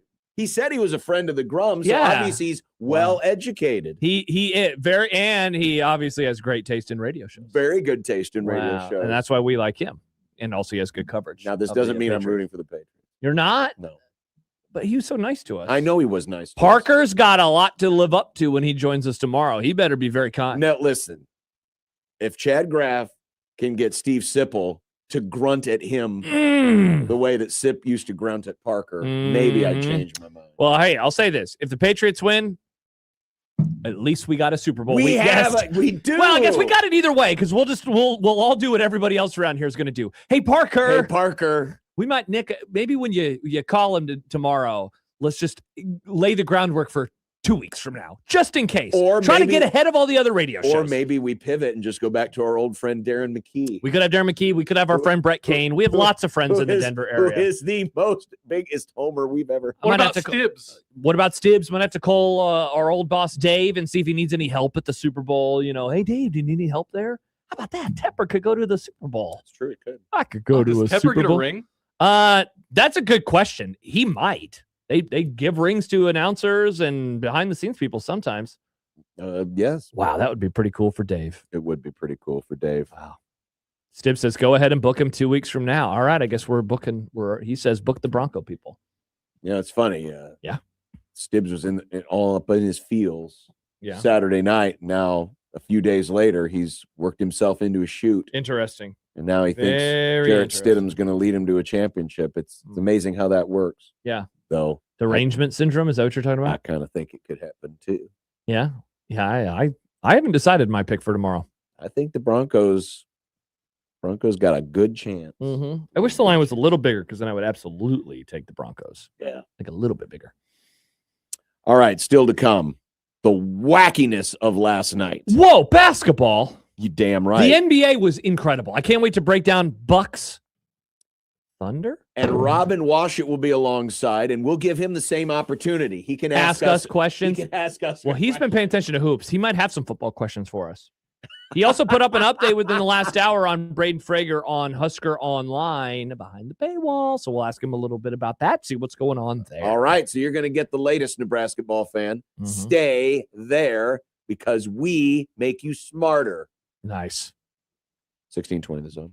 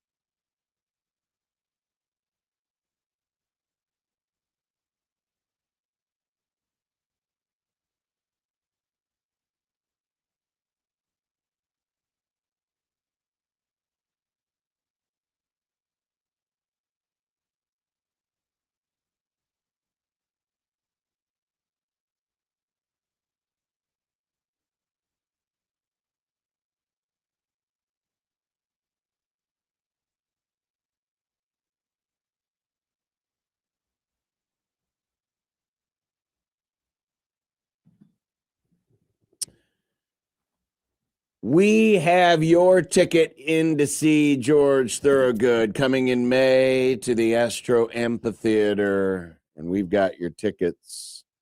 And we're going to set it up for you here momentarily as we transition now into what was a wild finish last night in Omaha.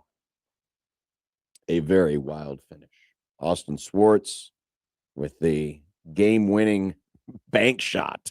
And he did not call it because the bank was not open that late. Literally. The ATM was, though. The ATM was open. The bank was not. But the bank still. But he still got money out of it. The bank still played out well. Righty, 2 dribbles. Free throw up. No good. No good. Ball loose on the floor. Schwartz gets it. Puts up the floor. And then it's good. It's good. Oh, my. Are they going to count it? Hold on. Are they going to count it? The basket's good, John. They're wanting to know if there's more time on the clock. Austin Swartz got the miss. And from the baseline, banked the shot in. 94-93. They're going to check the monitor to see if A, it counts, and B, how much time is left. How did he do it? I had the perfect angle of it because it was pretty much right in front of you. It was sitting right in front of me. It was right there in front of me.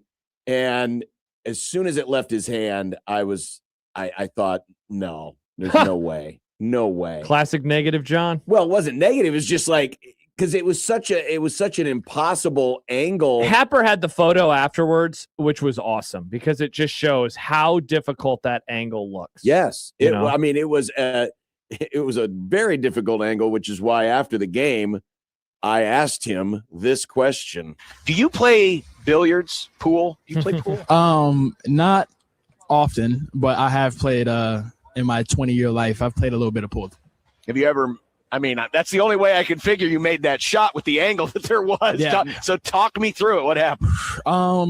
So, of course you would like to make the free throw, make the simple, just maybe go to OT or somehow they turn over, whatever. But, it's not how the cookie crumbled. It felt a little long, so I was already getting prepared to wherever it went, I was going after it. It bounced, went to the corner, Zero had it, and he wasn't strong with it, took it from him. Honestly, I was trying to go to the basket, but number 7 impeded my path. So then I was like, draw the foul, because I had no angle and there was a second left. So I'm just thinking, draw the foul. And at that point, you just got to get up on the rim. Like I said, there's only 1 second left. The worst thing you can do is not get a shot up. So just get it up, and luckily I banked it in. That I didn't call bank. That wasn't the plan. The plan was to definitely draw the foul and get back to the free throw line and hopefully win it that way. But I'm not going to argue with what God had in store today. So what did it? When you let it go, did you have any thought that it might go in? Because it was obviously angling towards the square. So you thought when you let it go, it was a good shot. I thought it was going to go straight in. It didn't. It did not. And it's just a little kiss. Yeah, right off the glass. It wasn't no rolling around. None of that. It went straight in. So that's true. I was not planning for that bank, and I thought it felt good. Clearly it didn't look good. It hit the side of the back. Well, not side of the backboard, but it hit the backboard and went in. So that, like I said, that wasn't the plan. But sometimes that's just how life works. It works in unexpected ways, and sometimes you gotta be thankful you come out with a win. Now, the best part is at the end of the interview, Happer, that was awesome. Connor was sitting next to us, and we had him dial up the replay on his phone, and Austin hadn't seen it yet. So we got a chance for him to react live on the air to the first time he actually saw it. Keep in mind what he just said about how, I thought it was a good shot.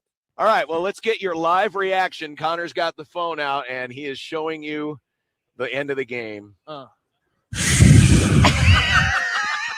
Tough. Yeah, it looks worse than how it felt. It looked great from our vantage point. That's why I was a little surprised when you said, I felt good coming out of my hand. I said, really? Yeah, honestly, it really did, but that doesn't look as good as I thought it was. So honestly, Coach Mack might have been right. We threw up a prayer at the end. So there was Austin's reaction. We got the full interview, by the way, and it's really good. Austin is a Aaron texts in. He says he interview. is such a fun listen. Hate that he is on Creighton. He is awesome to listen to. He has a great sense of humor to him. I mean, that whole bit, the first answer about, I thought it was good, and then he watches it, and the immediate, was very, very funny. And I loved how took you through. I mean, John, his answer about 4 seconds in time was like 30 seconds to a minute long of just those 4 seconds of wanted to obviously tie it and force overtime. Then you're trying to get fouled. As multiple people, Stib says, I thought he said peed in my pants, not impeded my path. So there's the player in front of him. He lets go of the shot and it banks in and they win. All of that, the amount of time that unfolded was not that long. No. And he had to do all of that, figure it out, all of that, and then I love his explanation for it. That was he didn't give himself enough credit. His ability, he knew it was missing right away and made the break. And if you watch the replay, especially if you can get it, with the vantage point at the free throw line of him taking off and beating everyone to the ball where it caromed, gave him the shot that he had. Granted, it was an impossible shot, but you got to go where the ball is. And for him to be able to make it was absolutely incredible. And it's the second home game in a row that he's been the hero, because remember, he's the one that made the 3 that forced overtime against Georgetown. He's a lot of fun to watch, man. And this team, obviously you need every one of his points last night because they would have lost otherwise. Defense continues to play terribly. Jason Green misses a lot of time last night. He's already been playing banged up. And that was huge. What all of that is happening, and he now has delivered multiple times in clutch, important moments. And every game that they play, we talk about them and how a loss might send them this way and a win at the very least stems the tide and keeps them alive for another day. And that's the world that they're living in. It's not this now sends them on the correct path. No, this just keeps them alive for something. And every game is that at this moment in time. This was a loss that they could not have. It was a team that they had smoked earlier in the season, as we spoke about yesterday. And so for him to deliver in that moment again, when the defense cannot get any stops, he is a lot of fun to watch. Sindelar says Austin Schwartz is the truth. And he very much is playing that way right now. Very much is playing that way. But you mentioned it earlier with the defense and losing Jason Green. Oh, man, yeah. He is so integral to what they do. They're already a compromised defense, even with a healthy Jason Green, because they don't have as much size. They don't have the elite shot blocking of Ryan Kalkbrenner and just his intuition, his smarts, his abilities, all of that. Come on. The guy's one of the best rookies in the NBA this year. We know how good he was and how much, he has missed. But then you take Green out of the equation and you didn't have Owen Freeman. He was sick, could not play. So you're down to Karam Conan, and occasionally they would move Isaac Trout over to the 5. And it became nearly impossible. It was another game where the other team was able to work, in the paint with impunity. They were able to go and do whatever it is they wanted. Another 40-plus point in the paint type game. It's going to be a point, and we don't know what the status. Green's going to be. It's going to be like this the rest of the year. It's going to be like this the rest of the year. He plays, and then he might get knocked out of games. Exactly. And at least you have 6 days between last night and Marquette, where maybe he will be back in some kind of shape to play. But all it's going to take is the wrong hit or another episode, and he could be out again. And this is what you have to roll with. This team is going to have to win with offense. Yeah. They're going to have to win some NBA games.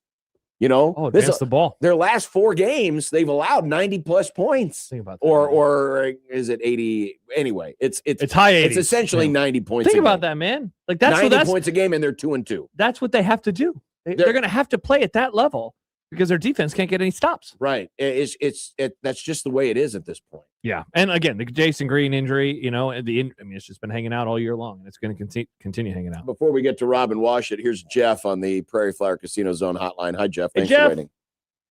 How you doing? Good. Great. Good. Let me turn my radio down so I don't get the back feed. Nice. All right. I was at I was at the game last night, and I got a question. Yeah. At the end of the game, when Schwartz was shooting his free throws, their number 4, Berniccelli or Bernicciuni, whatever his name was. Borovichinen, yeah. Yeah, why was he in the game after he fouled out of the game? Great question. Yeah. Great question, Jeff. And that was the amazing thing about the first free throw. So Philip Borovichinen was the guy who fouled Schwartz that sent him to the line down 2 with 4 seconds left. He fouls out of the game. But when the the first free throw is being shot, he's still standing down in the low blocks. The Creighton bench is like going, hey, and the officials aren't paying any attention, and Schwartz goes ahead and shoots the first free throw. So in a weird way, Creighton's own bench was kind of distracting Schwartz because they were trying to get the referee's attention to say, hey, number 4 should not be in the game. And so the officials totally blew it. They missed. I mean, imagine if that had been the second free throw. I was going to say. Where play continues after the miss and a disqualified player still on the floor. What do you do in that situation?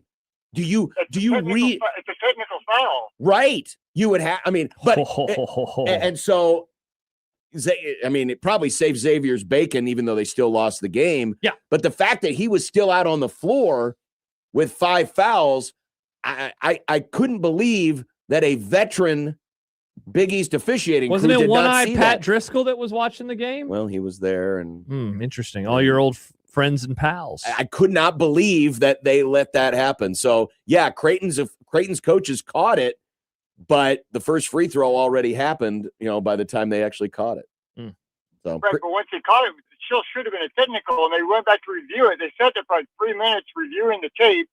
They could have seen the player standing on the court. Yeah. Well, Thanks, Jeff. Thanks, Jeff. And that's partially on the officials too. They're the ones that have to, make sure that, these players are out. Yeah.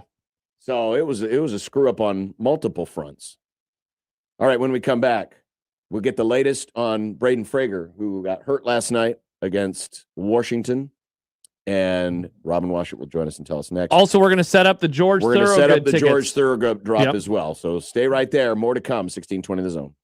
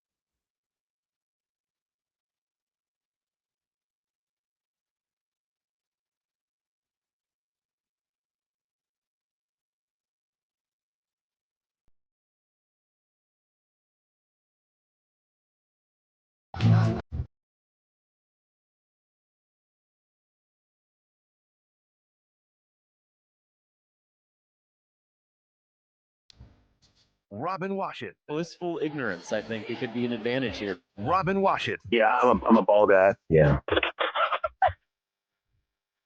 Yeah, it's going to be absolutely huge. That hot take.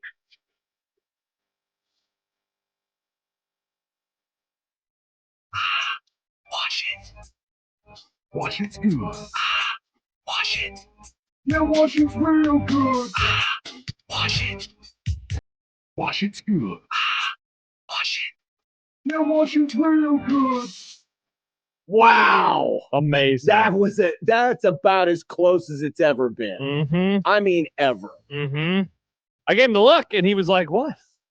Then he looked over at the board and realized maybe we shouldn't get rid of the boards. I saw a yellow light flashing, which means someone's on the line. I thought he already had him. It was one of our callers. Yeah. Call her back, Jesse. Yeah. Call back, Jesse. Unbelievable. I mean, Robin's got important stuff to talk about here. He's got scoops to chase down. And you're delaying the inevitable. By the way, congratulations on the new coach. I hope you enjoy being a member of the family Harbaugh. Yeah, it can't get any worse. And we actually have an established coach who has won something at any level of football and can hopefully get us back to at least some semblance of sustained success. And so they're giving him the keys to the car, which is the biggest part. I was fearful that Joe Shane was going to ruin everything, but it sounds like he's just kind of a placeholder until Harbaugh kind of picks who he wants down the road. Well, let's get to it. Braden Frager goes down with an ankle injury last night, does not return to the game, return to the sidelines in a walking boot. What do we know in terms of the latest on the actual injury and how long it could hold him out?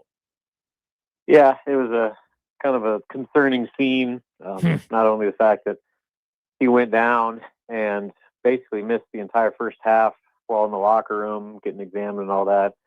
Then we came back out right at the start of the second half and had the boot on in sweats and was visibly emotional, on the bench.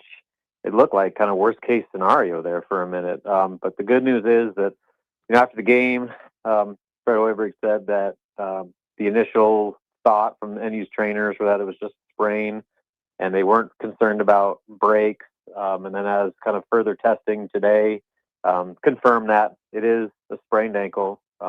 There are no breaks with anything to do with the ankle. There's no significant ligament tears. So now it's just a matter of how quickly he can heal, and there's no way of really knowing that. It's literally from person to person, player to player, with how quickly they're able to recover from something like that. But for the immediate future, I would anticipate he's not available for Saturday's game at Minnesota, probably questionable at best, maybe more like doubtful for Michigan, and then, maybe questionable for Illinois as probably your best case return date. So not ideal, just given kind of the number of games Nebraska has to play in a short amount of time right now, but, also probably the best news possible considering what that scene was in the second half, where he's, crying during a prayer with Connor Essegian on the sideline. It looked like that was going to be a lot worse than it ended up being. Robin, I wonder how you think then they want to handle this. Like, let's say, and we'll just use kind of, roundish numbers, 75, 80%. If he is that level of healthy ahead of Illinois, like it's still early in the season. That's the first day of February. Like, do they need to bring him back that soon? Or do you think that they're going to slow play this and try to get him, as close to 100% before he returns? Yeah, it all depends. Obviously once you've kind of suffered a significant sprain, you're more prone to doing it again just because the ankle gets a little looser and it bends probably a little more than it originally did. So, there is that fear, but, in the grand scheme of things, it's not like it's a hamstring or something that, is a little bit more fickle that can be re-aggravated a little easier. So, Nebraska's been cautious with really every injury that they've dealt with, going back to rink mass recovery with, what they're doing with Oogie right now. And, I'm sure that they're going to follow a similar approach with Braden. They're not going to force the issue unless he's ready. And, he's a 19-year-old kid and, 19-year-old freak athletes usually recover faster than the normal 40-year-old dudes like me. So, I'll give him the benefit of the doubt that he'll be back sooner than later.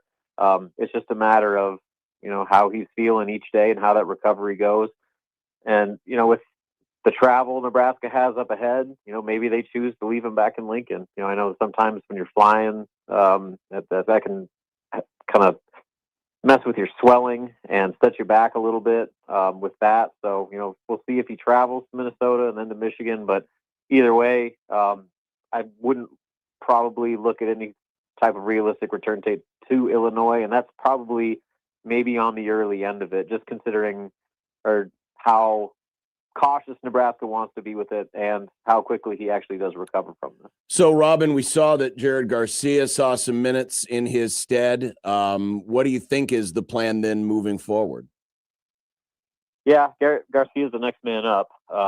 And beyond that, I don't know if there's really anybody else that is going to just suddenly vault into a big role. Maybe you get a few more minutes here and there from like a Kendall Blue or something like that. But I think it's really going to be Garcia playing more and everybody else that was already in that 7-man rotation picking up even more slack. And I guess the good news is that because of the way the games have gone, especially these last couple home blowouts, they've been able to kind of reduce the workload on their top line guys where, Rink played 33 minutes last night, and that was after not even playing 20 the last two. So for him, he's probably about as fresh as he could be right now. And so I think that they've got a really well-conditioned team that I think is capable of taking on, going from like 25 to 30 minutes a game to 30 to 35, just to kind of replace those 20 to 25 minutes off the bench Braden's been giving them. But Jared is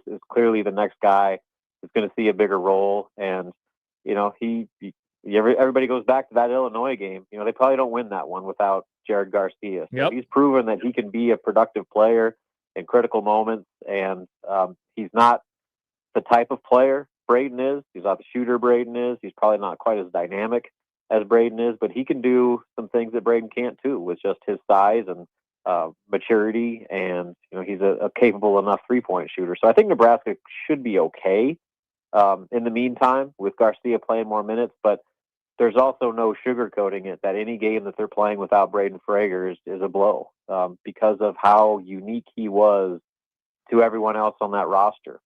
He can do things athletically that probably nobody else on the roster can do just with his frame and athleticism. So that is going to be something they're going to have to try to figure out how to get around not having that and that spark and energy that he brings off the bench.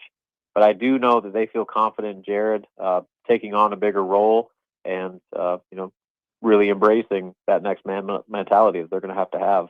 Robin, such a strange game because all anybody wanted to really do was fast forward to the press conference. And yet, in the meantime, Nebraska, for the most part, is up by double digits like the entire time, pushing it close to 20 throughout much of the second half. Like beyond the Frager stuff, takeaway that you have from another just like kind of comfortable ho-hum of a double-digit win for the team. Yeah, it was weird. Like a double-digit home conference win to improve to 19-0 and, have continue what has been the greatest start in program history. But it was just kind of a weird vibe because of the Frager thing. So it almost felt like the last, 10 minutes or so, the second half, people were just like, all right, let's just get this one over with. And so credit to Nebraska for fighting through that and keeping their focus. And because Washington, they weren't just laying down. They were staying at it and making Nebraska work for some stuff. And they needed guys like Price Stanford to step up and play the way that he did. And, they got one of the best scoring efforts out of Sam Hoiberg, and really just their perimeter shooting, which was expected, was the X factor. When you're plus 15 or so from the 3-point line, that was the difference in the game. They kind of negated Washington's offensive rebounding advantage and their paint scoring advantage in that game because Nebraska just shot right over them. So they did what they were supposed to do in a weird kind of vibe where it was a great crowd, sold out crowd, but just kind of the tone after Frager's injury kind of changed the vibe in there. But once again, this group showed that, regardless of the circumstance, they keep a pretty even keel approach and did what they were supposed to do and notched another victory. And now they got to face even more unique adversity now with Frager likely off the table, going on the road to the barn against the feisty Minnesota team that has usually given Nebraska a lot of problems up in Minneapolis. So it's kind of been a season defined by facing the next new challenge, and this is going to be another new one for this group. And what they've shown so far, I like their chances of handling it. Bryce Sanford has been on a heater. Oh my gosh! Yeah. Has it been just a case, at least recently, where the matchups have been so advantageous to him, or do you think it's been a product of Trish trying to cover others, and he's been the big beneficiary of it? Yeah, it's part of it too. He's always one of the top guys on every opponent's scouting report, just because of the type of shooter that he is. But I think the big thing for him is that he's just shooting at the highest level maybe in his career. So he's getting a lot of the same looks that he was earlier in the year, and just now they're going in more often than not. Whereas there was times where he was getting wide open looks, like in rhythm and with good release and a clean look, and they would just rattle in and out. Now they're starting to fall, and he said last night that his shot feels as good as it ever has right now, and that's reflective in not only him scoring 24 points per game over the last three, but shooting at I think over 50% from three, and that's the type of player that he can be. He's a game changer just because of how lethal he is from the perimeter, and when he's shooting the way he is over these last few games, that just adds such a dangerous element to Nebraska's offense, because you have to devote so much to containing him, and he's constantly moving. He's kind of like that Keisei Tominaga rule, where he just doesn't stop running. They're constantly sending off ball screens for him and trying to get him an open look, and all he needs is like a sliver of daylight to get his shot off, especially when he's firing with the confidence that he is right now. So that really, I think, puts Nebraska's offense over the top when he is clicking with his shot the way that he has been, because it takes so much pressure off everybody else. Where Rink, can go 2 for 8 from three, and it's really not that big a deal because of how much Price is doing, not just with his scoring, but the gravity in which he pulls the defense towards him, and it opens up lanes for Sam Hoiberg to have clean drives to the rim and score on layups. So there's such a ripple effect when Price is shooting the way that he is right now, and he's a big part of how Nebraska's been able to sustain this start, going into the later weeks of January. There's been a debate like all season long on who the MVP is. Like, could you make the argument that he is, or the best player on the team, that the answer is Price for either of those questions?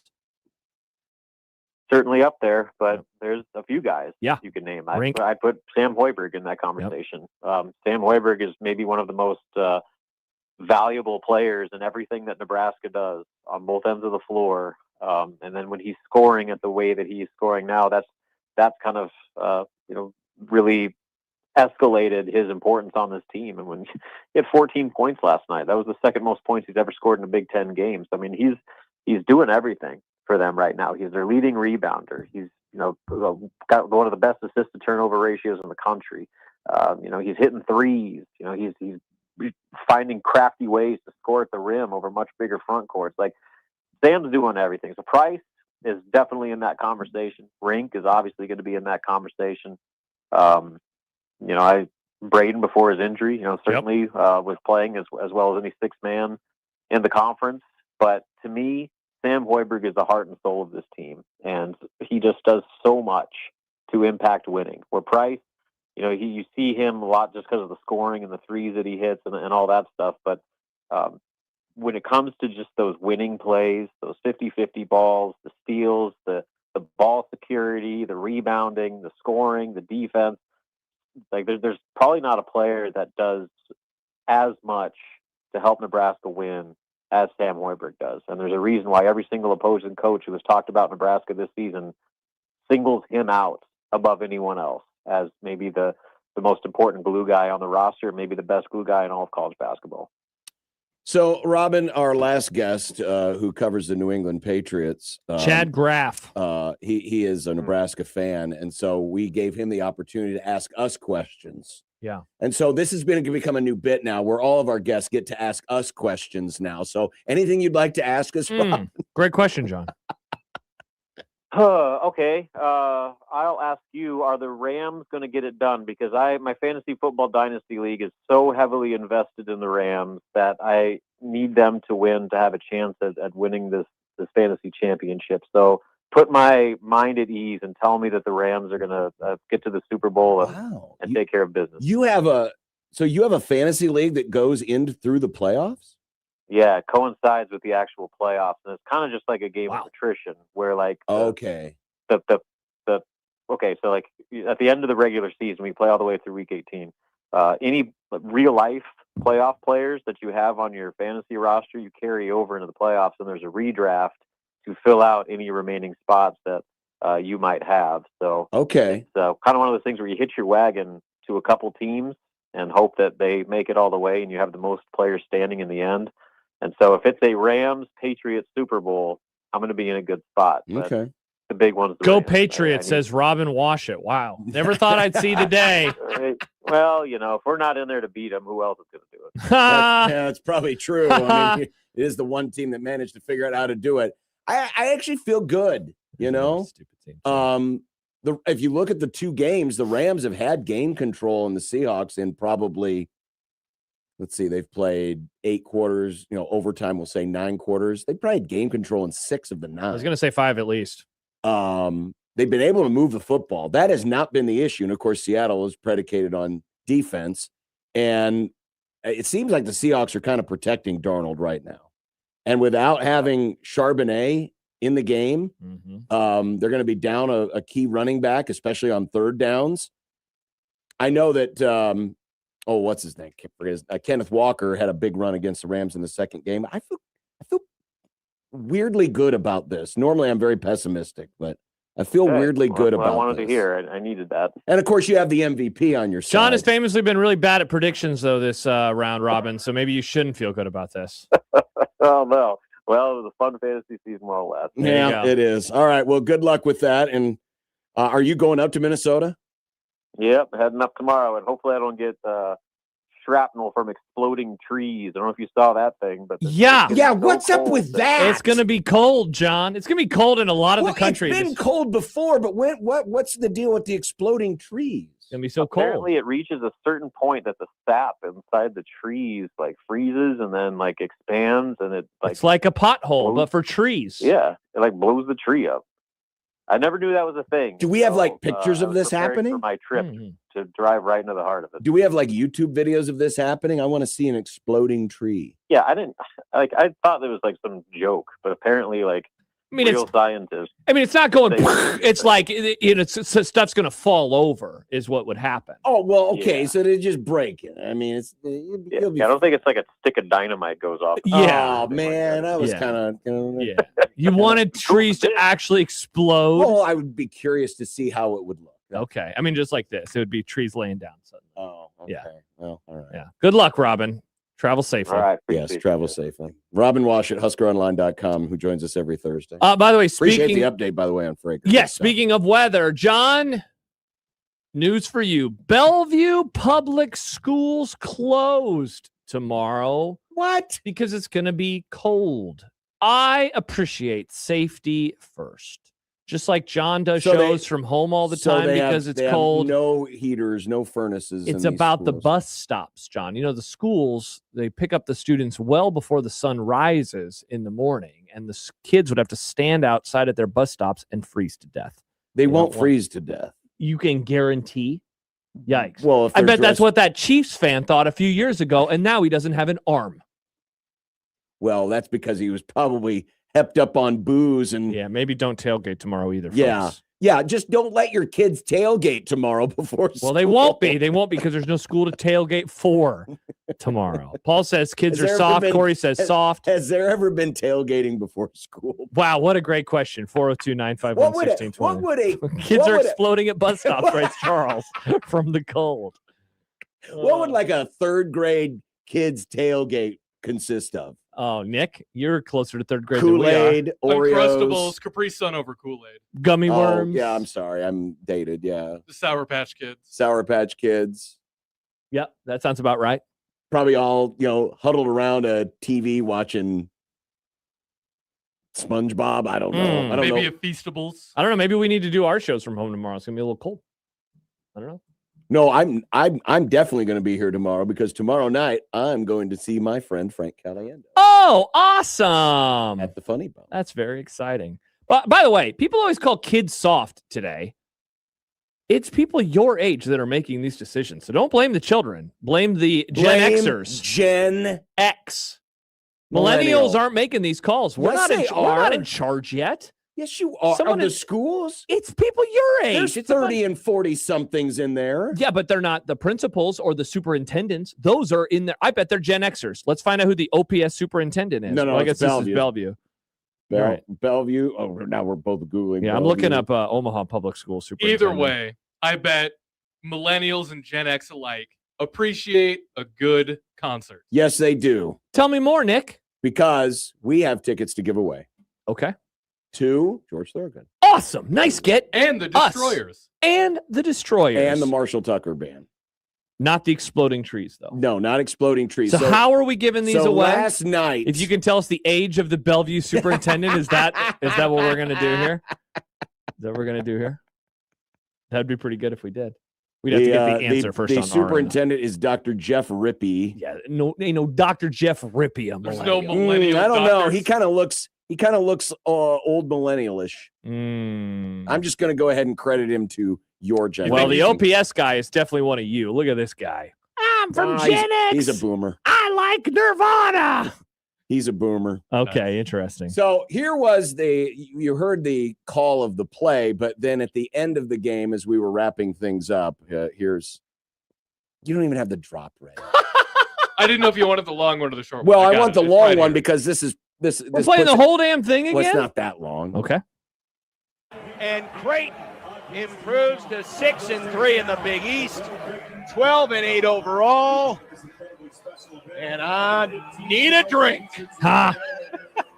Kurt Signetti grabbing a beer after the game. As you know, most of George Thorogood's music is about drinking. Okay. So when you hear that drop, And I need a drink. I love it. Love it. I was going to say be caller 94 to match the points scored last night. But that would be a lot. Whoa. What about 13? Because 9 + 4 equals. I like it. Caller 13. The next time. Yes. So the next time you hear that. Next time.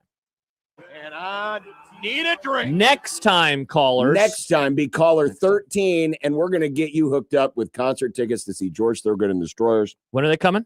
It's May 17th. God, the weather's going to be so It's good. a Sunday at the Oh Astro my Amphitheater. gosh, the sun will be setting so Ooh, late. is that the Astros? One of my favorite venues in the city.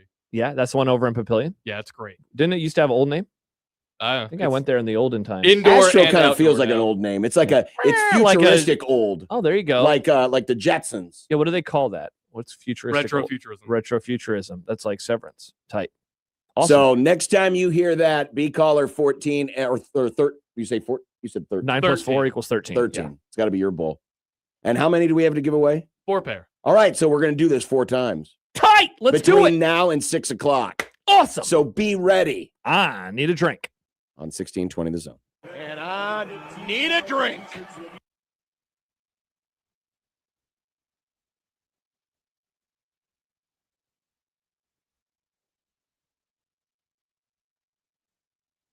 From the Plum Ride Time Saving Traffic Center, no accidents to slow you down this afternoon. We've got a little bit of a delay on L Street around 72nd if you're eastbound. If you're west on Industrial Road, delays around 144th, and then a slight delay on westbound Dodge from 72nd to 90th. I'm Mike Neville.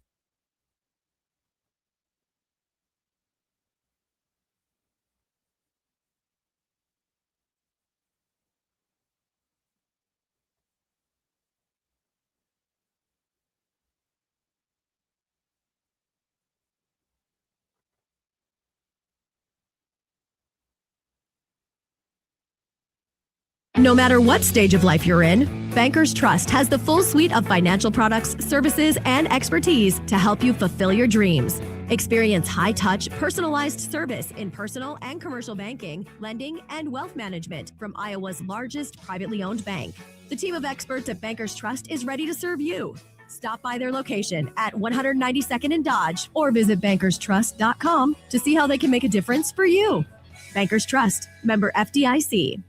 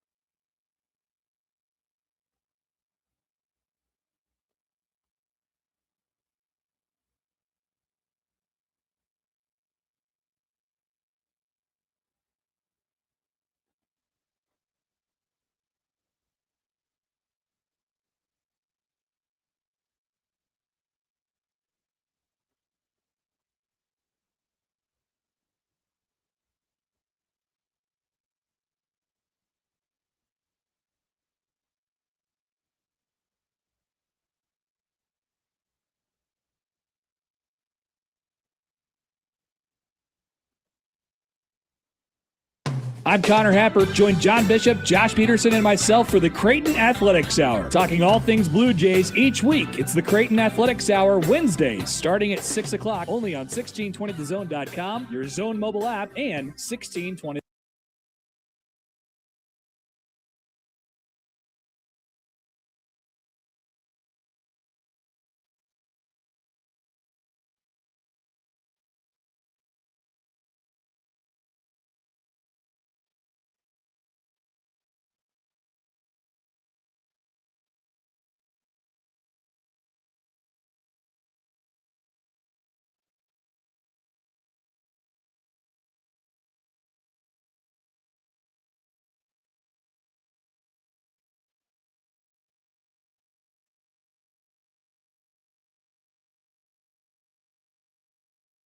Who is our first grand prize winner? Joshua. Shout out to me. No, not to brag. you're not allowed to Not win. you. Okay. We'll still have more chances before the end of the Grum. Don't worry. By the way, the Astro is not the amphitheater that I was thinking of. There's this place called The Rock back in the day. Oh, did you go to prison there? I would never go to prison, John. Dwayne? No, you guys are bad at jokes. Very bad at jokes. John liked it. Xavier and I were texting. He was like, is it this place? Nope. Is it this place? Nope. And then I remembered it's The Rock. Also, he pointed out when I was a senior in high school, we would go to the store and buy Gatorade bottles in the morning and put half vodka in them. That was our preschool tailgate. And he also added that that the superintendent for OPS, he thinks he's 56 years old. Nick, a 56-year-old man, what generation are they That's OPS. from? They have not canceled school yet. But they will be within but the hour. I'm sure all the whiny millennials will be out there. Wrong. Going, Can't keep blaming us for this. Who gave us the participation trophies? I It didn't. wasn't ourselves. I It was didn't. your generation. I didn't. It was Gen X I and didn't. boomers. I didn't spawn you. When you were a kid, You are not the product of my loins. thank God. When you were a You'd be kid, much handsomer. if you were were. allowed to play outside, weren't you? You were able to do things. Hell yeah. When your kids grew up, you probably were like, don't do those things. No. Don't go away. Stop. I was trying to kick him out of the damn Don't house. put yourself Go in a outside and barrel play. and roll down the hill like Yeah, my you one probably friend. controlled them. And now everyone's afraid of everybody. That's why a doorbell rings and people freak out. Hey, you made us soft. Meanwhile, I rode my bike around all over the damn neighborhood. Yeah. Good times, baby. Good times. Congrats to the listener. Joshua. Oh, good reference by Sindelar. I'll have a few small beers. A great reference that we might discuss on the show tomorrow. Oh, is that a movie thing? It's a movie thing, Nick. It's a movie thing. A few small beers. A few small beers. Mm-hmm. But right now, we got to discuss something else. Yeah, I guess we do, don't we? Yeah. Trey Tate. No, just kidding. I mean, we've done that. Listen, it is what it is. Yeah. Because there's other messes out there. Gen X again? What are we doing this time? No, it's Oh no, is it college basketball? Yeah, it's Charles Bediako. Dude, this stuff is so stupid. This is the dumbest crap that I've seen in quite some time. So Charles Bediako, who played center for Alabama. How long ago, John? 2023 was the last year he played. He played 2 years at Alabama. Did you see him against Creighton? Yeah, I would have. Yeah. Wow. Okay. Was that the time they came to Omaha? Yes. Okay. They he went into the draft, did not get drafted, but did get signed to a couple of different deals. One was a 10-day, and there were a couple of others. Yeah. Ended up in the G League. Just recently, as early as this week, played in the G League. Wait, this week, as in the year of our Lord 2026? This week, as in earlier this week, played after the divisional round of the NFL playoffs? And ironically enough, it was in Birmingham, Alabama, where he played in this G League game. No wonder he wants to go back to college. He's already in Bama. He was already there. Yeah. And he filed, he got rejected by the NCAA. They took it to the judge. The judge filed a temporary, or they issued a temporary restraining order. Mm-hmm. And Charles Bediako, 3 years removed from the last time he played in a college basketball game, having played many professional games later, will play, according to Nate Oates, this Saturday against Tennessee. How is that legal, John? How is this allowed? I will make it legal. Because, as with everything else regarding the NCAA, all it takes is someone who's willing to ring up an attorney or answer one of the 50 million phone calls they're probably already getting from attorneys begging them for their work to put together an argument that says, hey, these guys coming over from Europe have played professionally, and you're allowing them in. You have to allow my client in who has played professionally in America. Kenneth writes, And that's all it's taken. Omaha Hockey just added a defenseman at midterm who played 35 pro games already this season. So welcome to college athletics, where the rules are made up and the rules don't matter.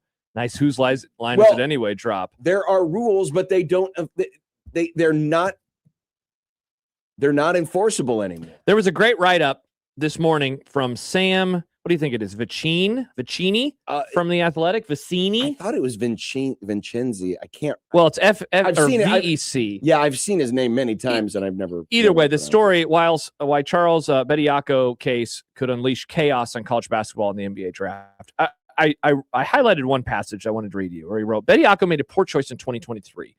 Whether that was of his own volition or based on bad advice, but because he's still within his 5-year eligibility clock window, one area that the NCAA has consistently won in court, he technically still has a semester of eligibility remaining. So because, the old rule, of course, was you hire an agent or you enter the draft or you do both at the same time, you're done, right? The clock ceases to exist. Yeah, but you have opted out. Because now, of course, you are able to have an agent. That part of that it's not a loophole. That part of the equation's gone. But it's wild that they being Alabama are saying, no, look, he still has eligibility remaining because he has not played in college basketball in X amount of years. It's like he went on a mission. He's like a BYU student. He went on a mission, and thus he still has a little bit of eligibility remaining. This is a farce. As all of these eligibility discussions are, this is another farce. And I don't know if this one annoys me. Yeah, this one annoys me more than the Chambliss stuff, which we talked about in passing yesterday, how he's apparently going to get another year because that's what happens. You can just stay in college for a decade now. This annoys me more because you went and played professional basketball in America, by the way. Like I understand the gray area, right? Like a Fedor playing overseas. Like I understand it. This is like he played American professional basketball and now he is coming back down to college basketball. And you know what? Like we often will complain about these situations and we will get frustrated with the player and we will also lament the adults in the room. And I'm annoyed by everything here. But if you're a Nate Oates, what are you doing? Like, seriously, what kind of Pandora's box are you trying to open right now? Again, you're coloring where there's no lines. God, it's so ridiculous. Because that's the thing. Nobody is willing to take a stand. Correct. Nobody is willing to take a stand. Yes, the court system is going to allow things like this to happen because the precedent has already been set, and there's so many inconsistencies within the NCAA rule book and some of their rulings in recent years that it's making it just painfully easy for judges to do things like this or for courts to rule in the favor of the athlete. But again, none of this would happen if there weren't willing people who are willing to go ahead and color outside the lines. Because if Nate Oates doesn't do it, then somebody else will. Sure. Bruce Pearl's kid will do it at Auburn, Sure. right? Like that's why of for course the longest it is. time nobody told on another coach cheating because they want to cheat themselves. There's a part of me that thinks that whether it is, and I guess I say the NCAA, but we should really stop. The only reason we say the NCAA is because it's a catch-all phrase that encompasses everybody. Mm-hmm. But in reality, what we've said for the longest time, the NCAA are the schools. Creighton is the NCAA. Nebraska is the NCAA. Ohio State is the NCAA. Alabama is the NCAA. It is an organization made up of the schools. So the schools are the ones that are doing this. And there is a part of me that believes that the schools are willingly encouraging this to go on. So they can get the courts involved? So that they can get the government involved. So that the frustration and the silliness of it all will get so loud and so strong that Congress has to act. I mean, it's a solid conspiracy theory, right? Like, allow this stupid stuff to keep going down because it is ridiculous, and eventually it will have to get stopped in their minds by a higher power. Because that's the only way it can end is if you actually have laws, actual physical laws that can maintain constitutionality and say, this is what it is. I just don't understand how this works. Like, you have a workplace, correct? You're in a workplace, and I'm talking to the broader everybody. Your company has a rule, and maybe it goes against the nation's laws. Mm-hmm. You know, you are allowed as an adult to have a beverage of alcohol at home. Maybe your company doesn't allow that. You can't be like, well, I can do it at home though. Like, that's not how things work. Mm-hmm. If your boss says you can't do that, you can't do that. You can't say, well, but it's allowed elsewhere. That doesn't make any sense. And so why college athletics continues to need government interference? Like, why can't they just take a stand and say, no, this is the rule. We won't allow this. Because a court will say you can't. That's ridiculous. That is absolutely. It is, but that's what it is, because you've got because these schools, you know, they're not businesses. They're not private businesses. Many of them are public institutions mm-hmm. who are essentially a part of the government. So yeah, there's so many layers to this mess, and it's just we're losing the plot. Yes. We're losing the plot. We have to be able to put up guardrails and then be willing to stay within the guardrails. Correct. And it's up to everybody to enforce it, from the people who are the administrators to the people who are the coaches to the people who are the athletes. We have to be willing to stay within those guardrails in order for the process to work. But there are so many people that have been willing. And again, what we're seeing today, maybe not one-to-one in this case, but what we're seeing today is all of the stuff that's been happening underground for decades rising to the surface, and we're all going, holy crap, this is how the sausage is but made? It's so dumb that, you know, like there's that meme where it's the domino, it's the tiny domino, and then it's the big one. And so like the tiny domino would be players are able to get paid, you know, via name, image, likeness. And then the big one is guy from the NBA comes back to college. I understand how we reached across the aisle to shake the hands on these two events happening, but it's stupid that one led to another. And look, I get it. I was someone who called for years for players to get paid, and I stand by that. And there were always folks who said there will be unintended consequences. And there have been, of course. There have been a lot of unintended consequences. A good one, Indiana just won a national championship in football. A bad one, a player played in professional basketball in America, and now he wants to come back to college.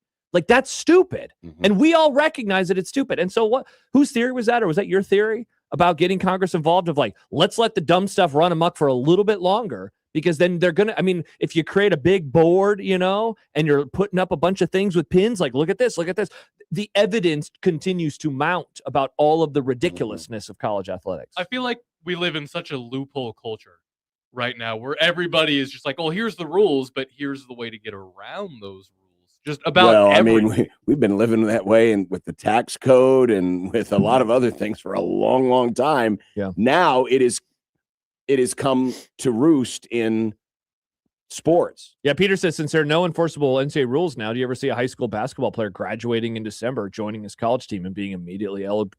Listen, I've maintained, I think there's the possibility exists if some kid after 3 weeks playing, let's say at Nebraska, says, I don't want to be here anymore, and transfers to Iowa and can play like that. Yeah, I mean, I don't know why I push back on it anymore. I think that's coming. Yeah. Because the only willingness is, hey, is Iowa willing to take a transfer, 3 months into the semester?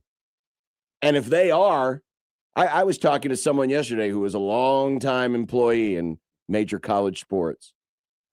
And he asked me the question. It was kind of a rhetorical question. He says, when's the last time you heard of anyone flunking out? I thought about that recently. Huh.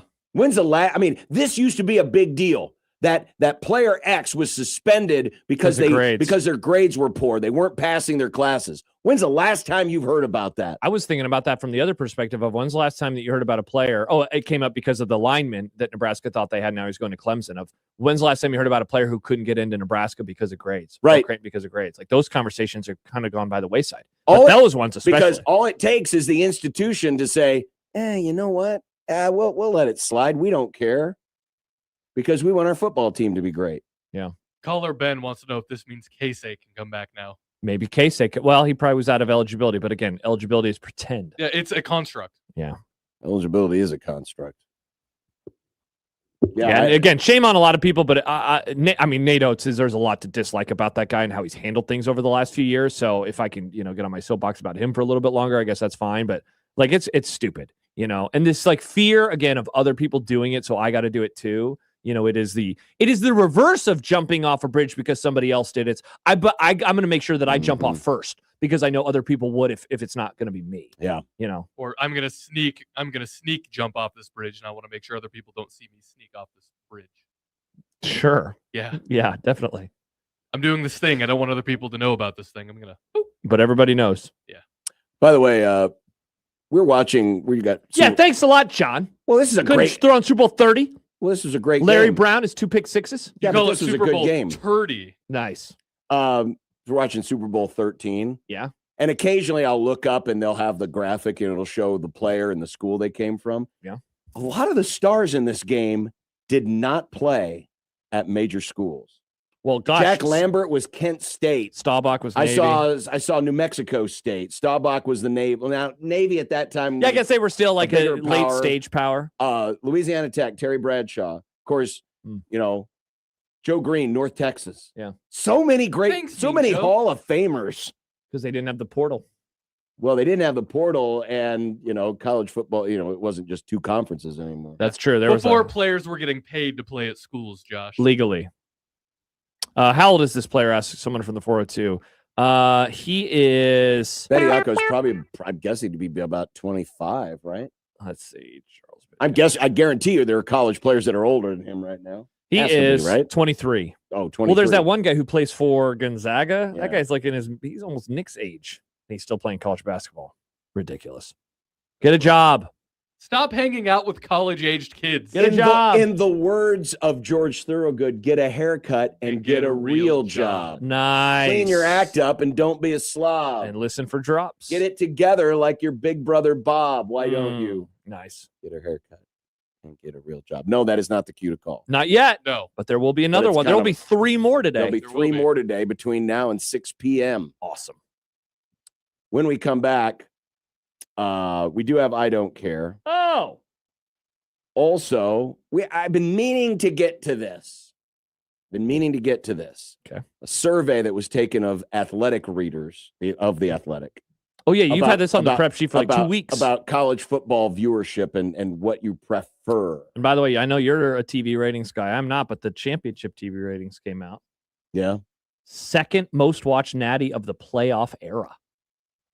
Above even Notre Dame and Ohio State. What's number one? I believe it was the first one, Ohio State and Oregon. That'll do I guess it's not dead after all, John. I never said it was. Yeah, you and Sipple. It's dying. Can't wait for It's July not columns dead. from Sipple. My friend Bob says he's not watching college football anymore. They might not be. Bob is an idiot. I can't believe it, though. Second most watched. How do we know Tony Petitti didn't make up these numbers? Because it was tweeted from ESPN, and ESPN hates the Big Ten. Paul Feinbaum probably had to write the press release himself. This is your punishment, Paul. Well, ESPN and John shaking hands emoji. We all hate the Big Ten. Nice. Be back after this on 1620 The Zone.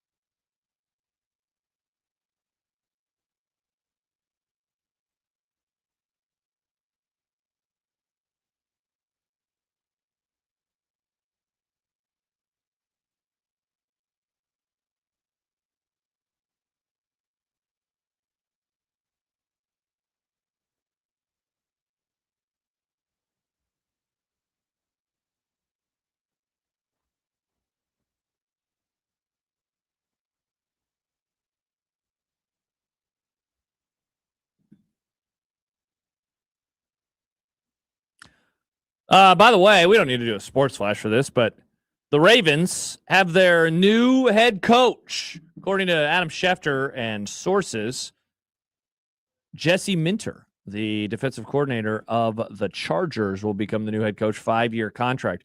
I didn't realize this. His first job was with the Ravens in 2017. And so he's a Harbaugh disciple. He's a double Harbaugh disciple. I was going to say, because I remember him more as a guy with Michigan, because he was there. Yeah, he was there on the last 2 Jim Harbaugh teams as their DC, and then he joined Harbaugh in L.A. with the Chargers. Yeah. And so now he's the Ravens head coach. He's either going to be the best of both Harbaughs or the worst of both Harbaughs. He could be. He could be. Well, so congratulations to him. Ravens has filled their slot. Mm-hmm. Again, don't forget, listen for the "And I Need a Drink" drop. Yup. For B Caller 13 for the George Thorogood tickets. We've got 3 more of them, 3 more pairs to give away before the Grum ends today. Which drop was that again, John? Was it this one? And I need a drink. Something like that, yes. Okay.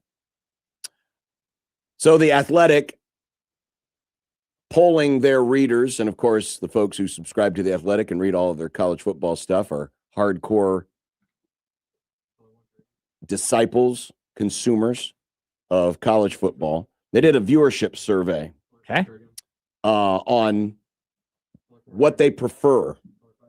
And under the question of which network do you prefer for the national game broadcast? And this has been it's become a big point here. And I think it's kind of an underrated point to the whole conversation of playoff expansion and why some sides want expansion and other sides maybe don't, is because of the fact that ESPN owns the whole boat and has owned the whole boat. Yeah, even when it's on TNT, it's still the ESPN announcers. And they want more diversity in the broadcast or in the broadcast of the the NFL playoffs championship and playoff games. Yeah.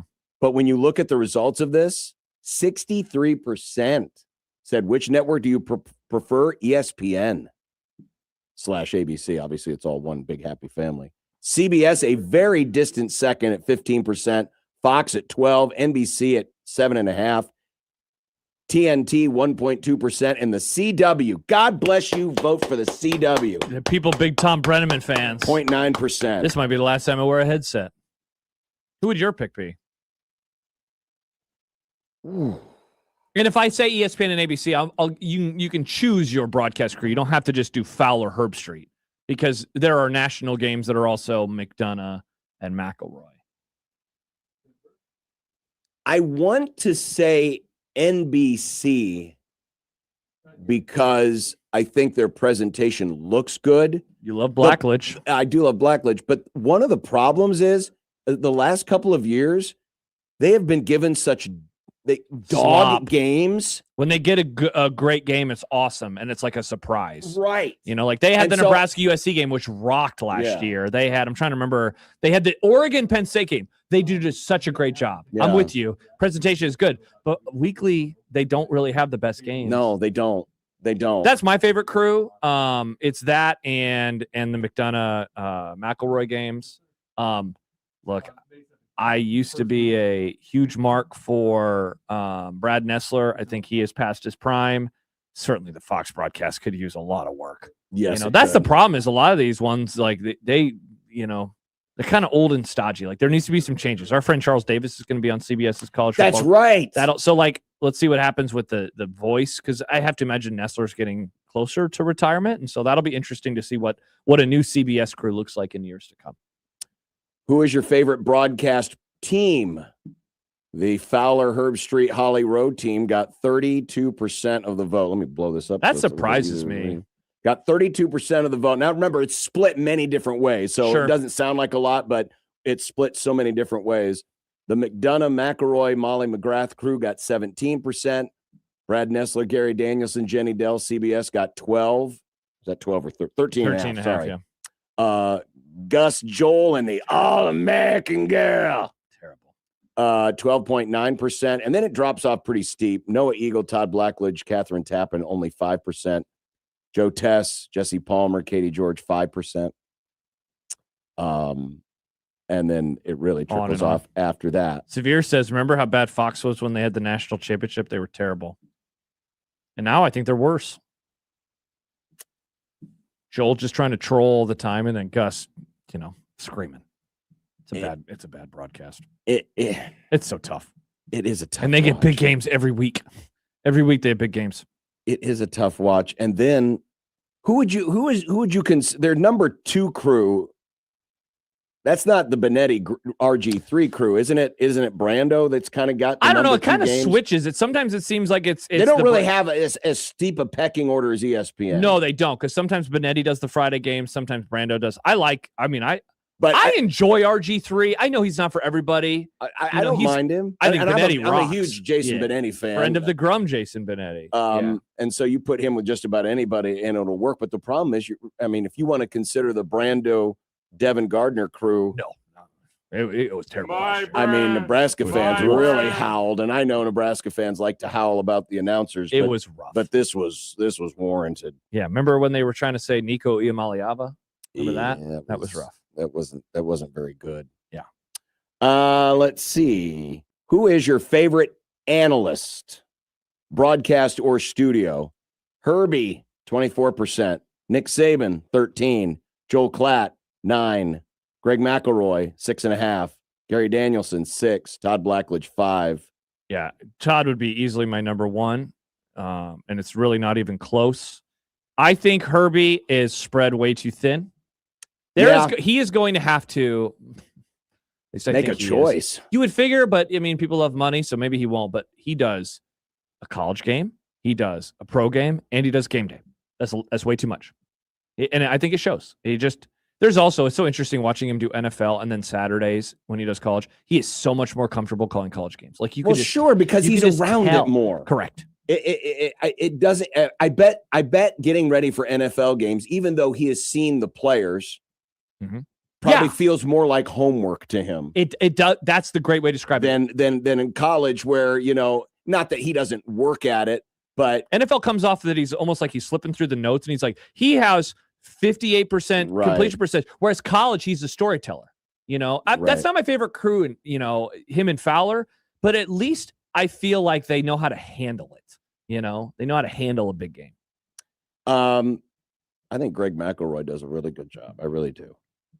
Yeah, that's a good crew. Is the next question who's your favorite play-by-play guy? No, I think because you and I are McDonough guys. He is the best. I think this is the last of them. Okay. Yeah, this is the last of them. Because McDonough's my favorite play-by-play guy for college.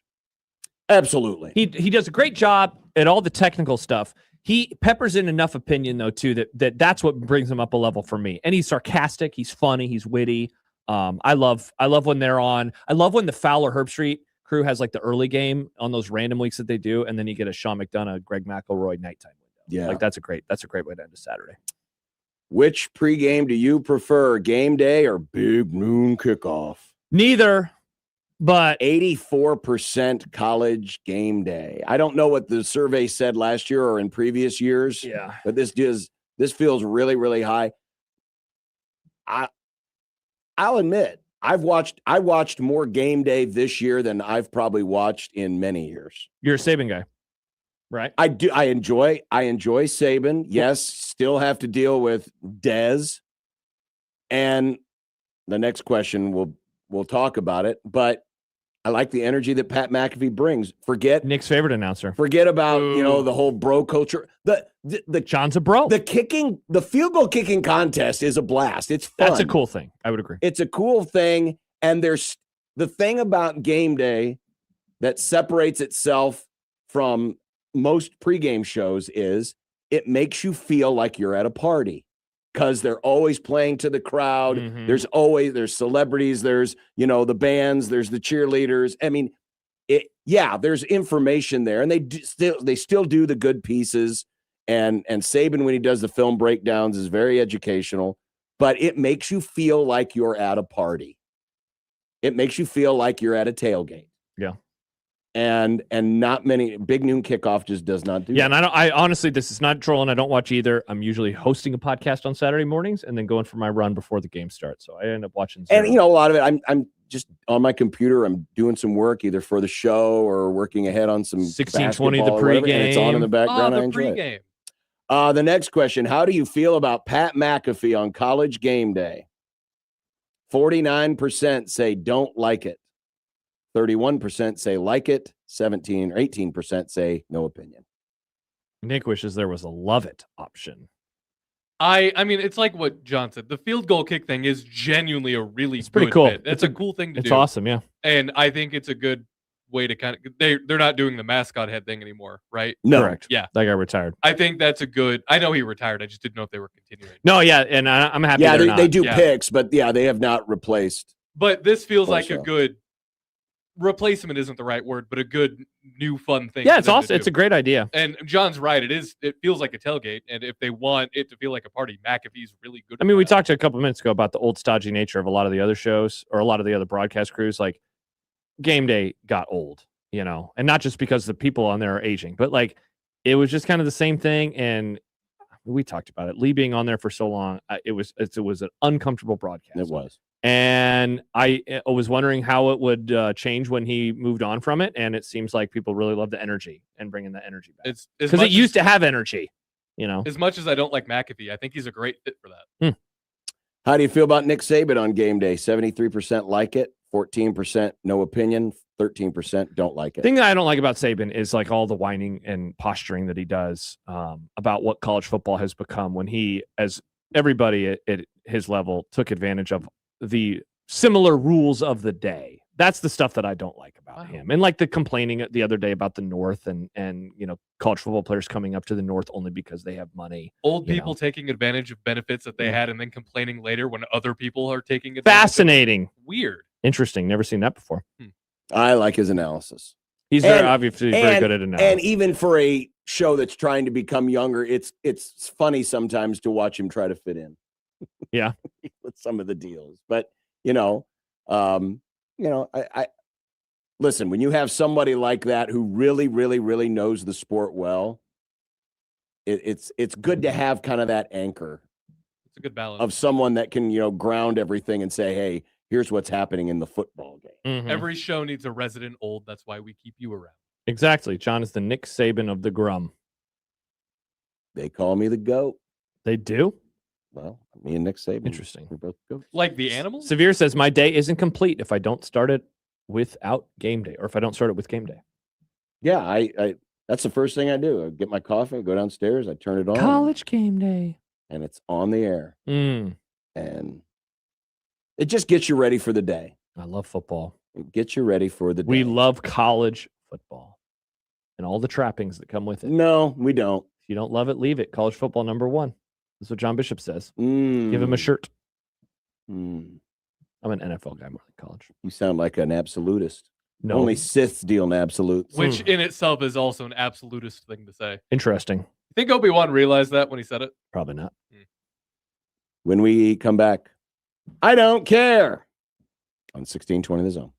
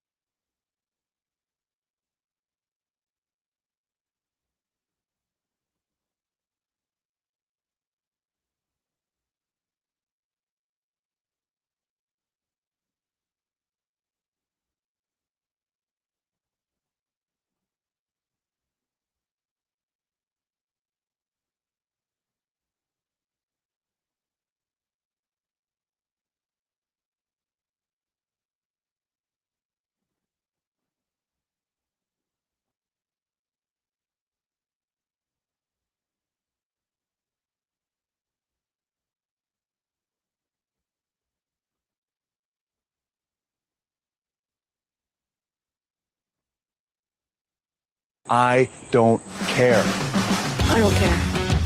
I don't care. I don't care. I don't care. I don't care. I don't care. I don't care. I don't care.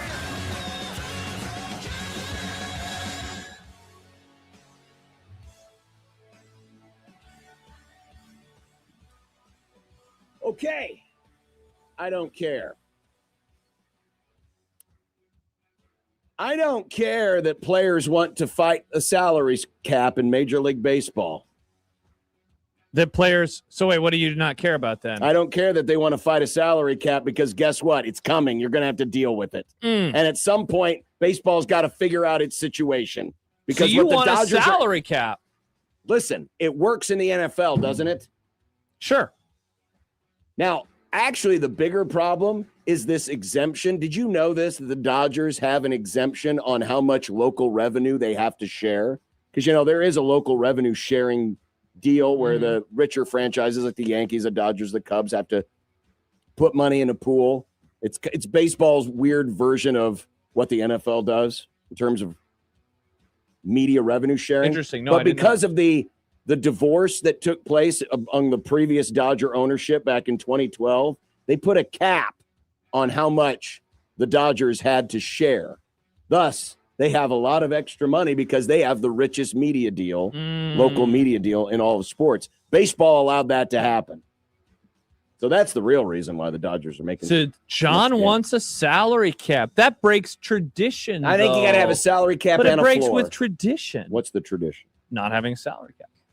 Well, the pitch clock broke with tradition too, and I'm for that. I know, but some traditions. What about moving the divisions around so it's more fun and geography based? It's not. Well, first of all, they are geography based, and but a little bit more geography based. They're really not. I love the California West Coast city of Denver. I'm just trying to figure out what's going on here. Is this because the Cubs are bums? No, it's not the Cubs are bums, but okay. At some point, you've got to try to bring some balance to this. To the force. Because the Dodgers are Fair just and going to balanced. just completely outspend everybody. And I get it. They haven't won every World Series yet. They haven't.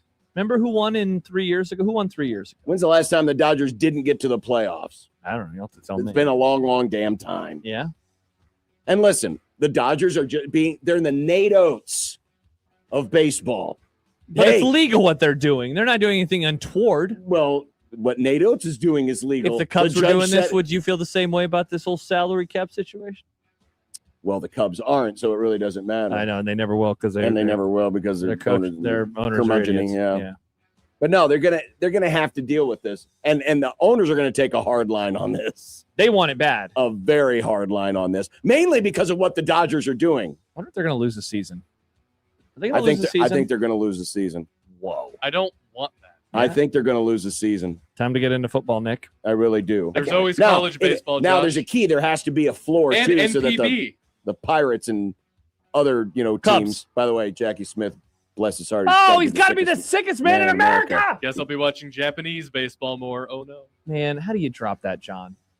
My dad, I can't Because imagine. he was on the take. I would have thrown up. Ugh. All right, I don't care about. Come on, Jackie Smith. I care about him. He triggers me. I don't care about college he's dead basketball now. rankings as anything other than a historical marker. I don't care. Just like the football rankings. I don't care.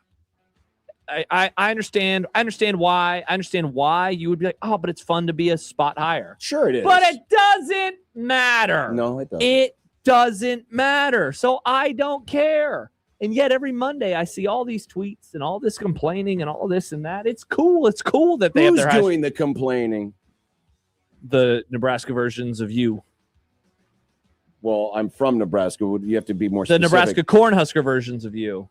The Nebraska Cornhusker versions. It's of actually me. just a lot of people on message boards. I don't even think Jack really cares that much. the damn message boards. It's always the damn message boards. It's okay, people. Who cares? Worry about the tournament. Most of That's what matters. them are still learning how basketball works to begin with. No, John, they've been rooting for him for years. Come on.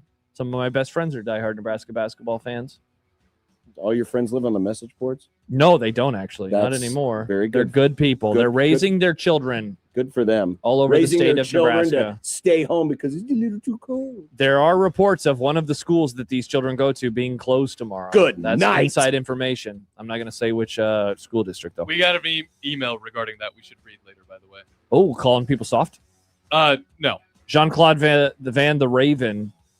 The Rain? I don't know. Thrain says Weeb Nick and his Japanese baseball. Classic Nick. The seasons happen at the same time. It's hard to keep up with both, but now if there's one not, I can watch them. Wow, we could lose a full season. That's crazy talk, man. It is Korean crazy. baseball's back on the menu for us. Get it together, Major League Baseball. Get it together. Do you have an I don't care? I do. I don't care about it either. So, as you know, there's new regulations going into this Formula One season. They have newer engines. They actually Josh do. was right. Yes. They Nailed have it. newer engines, and Mercedes had found a loophole in the engine to get about 15 Oh, extra horsepower. Mercedes, the NATOs of Formula One. They found a loophole, a little trick, if you will, to get an extra 15 horsepower out of this engine. A lot of teams are Did they upset just about add it. 15 horses? Yes. Nice. A lot of teams are upset Were they about this, Clydesdales? including Ferrari and Nice. Aston Martin. But it's legal. So now they're just complaining, but that's the sport. So I don't care if Mercedes found a magic trick to make them faster. Get good. That's how it is. Good. Wow, I always feel that way too. Get good, and you know what? We need more Volvo in F1. That would be cool. Volvo, maybe I need an oil change. maybe Volkswagen. So Josh has a team to root for. Let's go, V-Dub. Well, I mean, Audi's a team now, so there you go. I don't have an Audi. Yeah, but you I like can't afford German an- cars and everything that I did- Germany has ever stood for. Wrong. I did put in a hold or a request actually from the library about a German novel that spans Oh, really? Does it start with mine? over. No, John, no. Is it No. about speeches that might have been given between No. 1933 and It's scary. 1944? It's scary that you had to put a hold on it, that No. other people were wanting it. No, I put a request for it because they don't have it yet because it just finally the American translation just came out. It starts in the late 1800s and It then it ends stands for in My 46. Struggle. I'm no John, stop it. The Saddlebrook Library doesn't have that book. I don't think. Oh, yeah. It wouldn't start with mine because it would start with my. All right, now I want to look and see if they have that book. Why? I just want to know. There it is. I'm going to tell you. Check availability. ends It's re- available. It's interesting how that book is It not ends banned. really badly for the writer. I'll tell you that much. I mean, sometimes people read books for the historical precedent, Yeah. like wanting to And get then inside the sometimes- mind of a monster. Sometimes those books also get banned. And then there's that guy on Succession who read it twice. Well, that's an appropriate transition because guess what? What? The over was going to hit today. Yeah. And then because it did. of something that was referred to in a column that we were going to talk about next in the happy hour. Oh, yeah. Okay. I was like, wait a second. I did see this column. Yeah. Yes. The Nazis are about to come up on the Grum, folks. Wow. Because of a national college football columnist. Don't blame us for this. No. This is also a friend of the Grum. Yes, it is. He's obviously a friend of the Grum because the under hit. Yeah, he was like, I was listening on Sportsmanlike Conduct, and it gave me an idea for a column. I really needed to compare more things to the Nazis. That's what Nick will do next week, and I don't care. Maybe. With his Formula One, which I saw Formula Friday Wednesday edition was live last night on the old was. YouTube channel. I think I went in there and gave it a like. We went over our top 5 favorite liveries of all time. And then we talked Liveries? Livers? Livery. I'm not a big fan Should of I that ask? word. All right. It's What is a paint- livery? It's paint schemes. It's paint schemes, but they're not really painted. It's more of a wrap. It's a livery. Why don't you call it a wrap? Because it's a livery. Okay. Hard to argue with that. Sam tweets us. He says they make cheap German cars, and look at now he deleted it. It was a Volkswagen though. Probably deleted it because he's driving. Don't tweet and drive. Yeah, Sam. don't tweet and drive. Yeah. Shout out to you though, Sam. It's very dangerous. And Thank you for listening. Be careful honking that horn. It might make a very inappropriate sound. We will continue with more of the Grum. It's a happy hour. It I almost said- is. Man, No, I it's was not Friday I was yet. in a Friday mood, I know. man. We got it 24 hours I was until in then. a Friday 24 mood. hours right now. We'll be enjoying one. But it's merely the happy hour next on 1620 The Zone.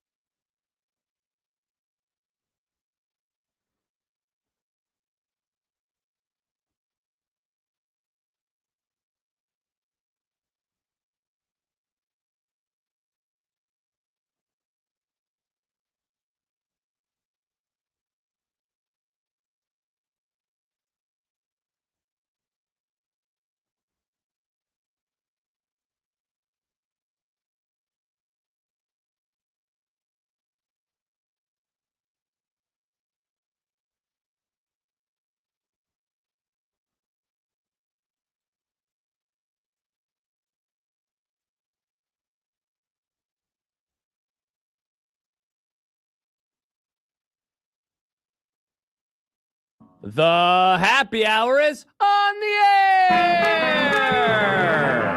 Gosh, it feels so good to say those words again. We don't say it much anymore. We don't. Yeah. We forgot to yesterday when we were live in the 4 o'clock hour as the show was about to end early, a little early. We forgot. I hear you. But we said I it hear here. you clucking little chicken. We said it here today. He called you a chicken, you yellow belly. I want to eat it. I like chicken. We don't use yellow belly enough anymore. I think we should bring it back as a society.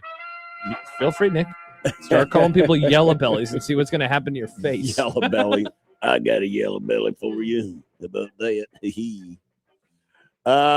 Let's see. It's good to be here. We've had It is 3 good to winners be so here. far, right, in our little drop contest. Nick, what's the name of the latest winner? The latest winner, Josh. Shout out. 2 Joshes have won. A Joshua. There is no and a conspiracy. Josh. I've not told Josh's when to call. Also, I don't think we can tell a story about one of our winners on the air, but he asked Nick a question that I was blown away. flummoxed. It was an all-time question. I wish that we could present it. Why? Is it dirty? No. No, I just don't want to be rude. Yeah. Because it would require us making fun of this Yeah. person. They're a fine listener. I don't make fun of people, John.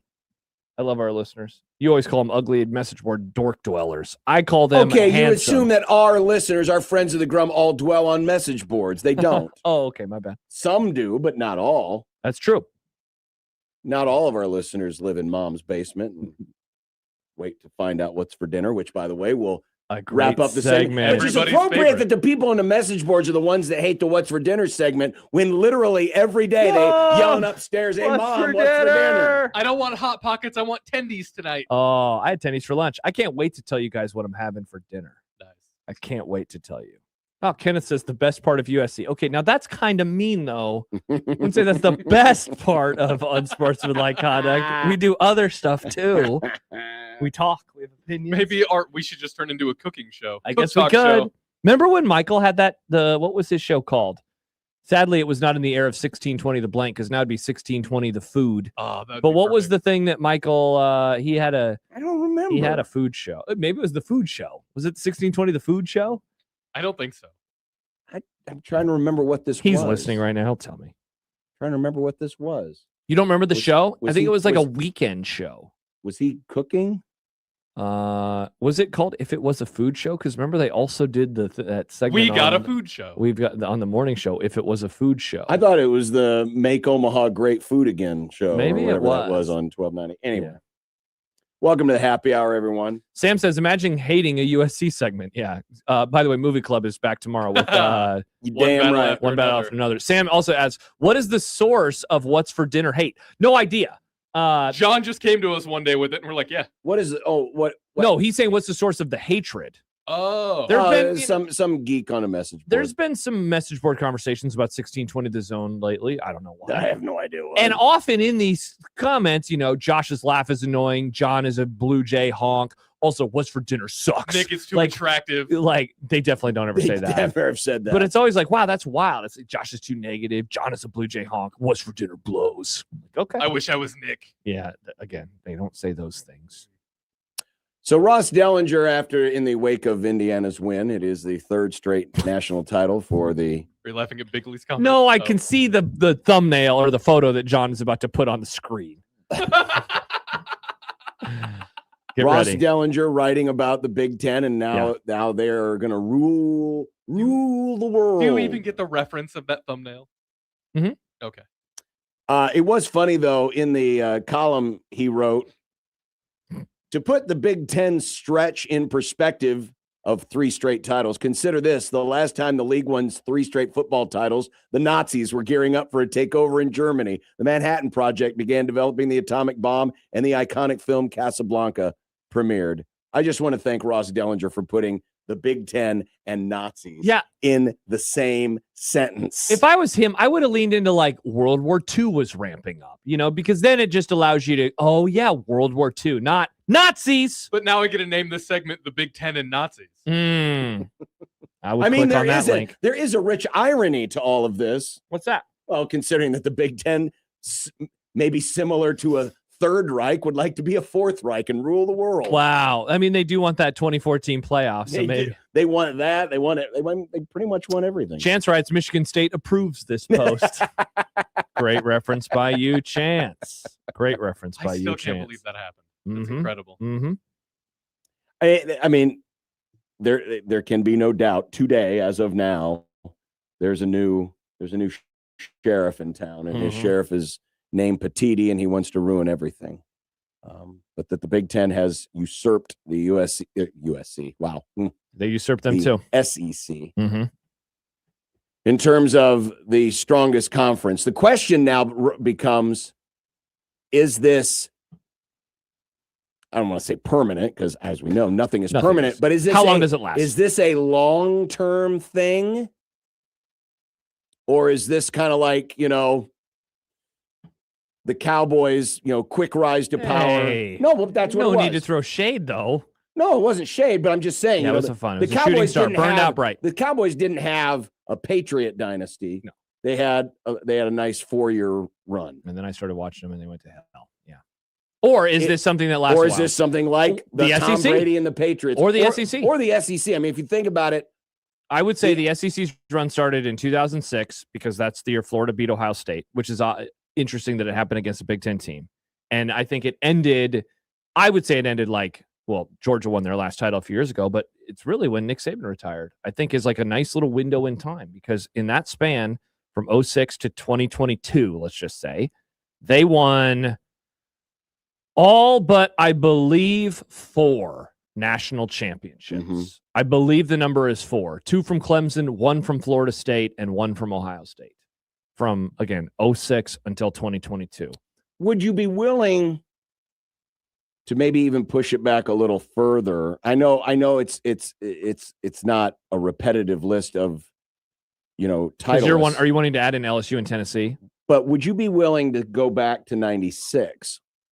No, because I think you still had enough different champions along the way. Like I know Florida and Tennessee and LSU win titles in there. Right. But I don't think the SEC as a mythos became what it did, or as a myth rather, until they beat Ohio State. Because I remember after that championship, it was SEC speed, Big Ten too slow, nobody else can keep up. Sure. And here's the thing that, to spin it back towards the Big Ten, that where the comp I think is starting to fit is the SEC was impressive because they had so many teams win titles. Yes, Alabama got the lion's share under Saban because they won 6. But Alabama won a title, LSU won a title, Florida won a title, Auburn won a title, Georgia won a title. Am I forgetting anybody? That's 5 teams. I feel like there might be one more in there. That's the thing that separated. Okay, those are the 5. That's what separated it. And that's now the Big Ten. You got 3 champs already in 3 years. And certainly, Oregon spends enough money that they could win one. Let's see what happens with Penn State and Matt Campbell. That's going to be a team to watch moving forward. And I guess now that Indiana's done it, you do have to wonder, like, who else can just surprise us? If we were doing this list 5 years ago, hey, which Big Ten teams could win a title? We would have all said Ohio State. Most of us would have said Michigan and then Penn State. Those would have been the 3. Now, Oregon wasn't in the league. Could USC win a title? Of course they could. Could Washington? I mean, again, Indiana is breaking my brain where I have to look at, say, why couldn't Illinois? Why couldn't Wisconsin? Why couldn't Nebraska? Why couldn't Iowa? Yeah, see, I think it can happen, yes, because Indiana proved it can.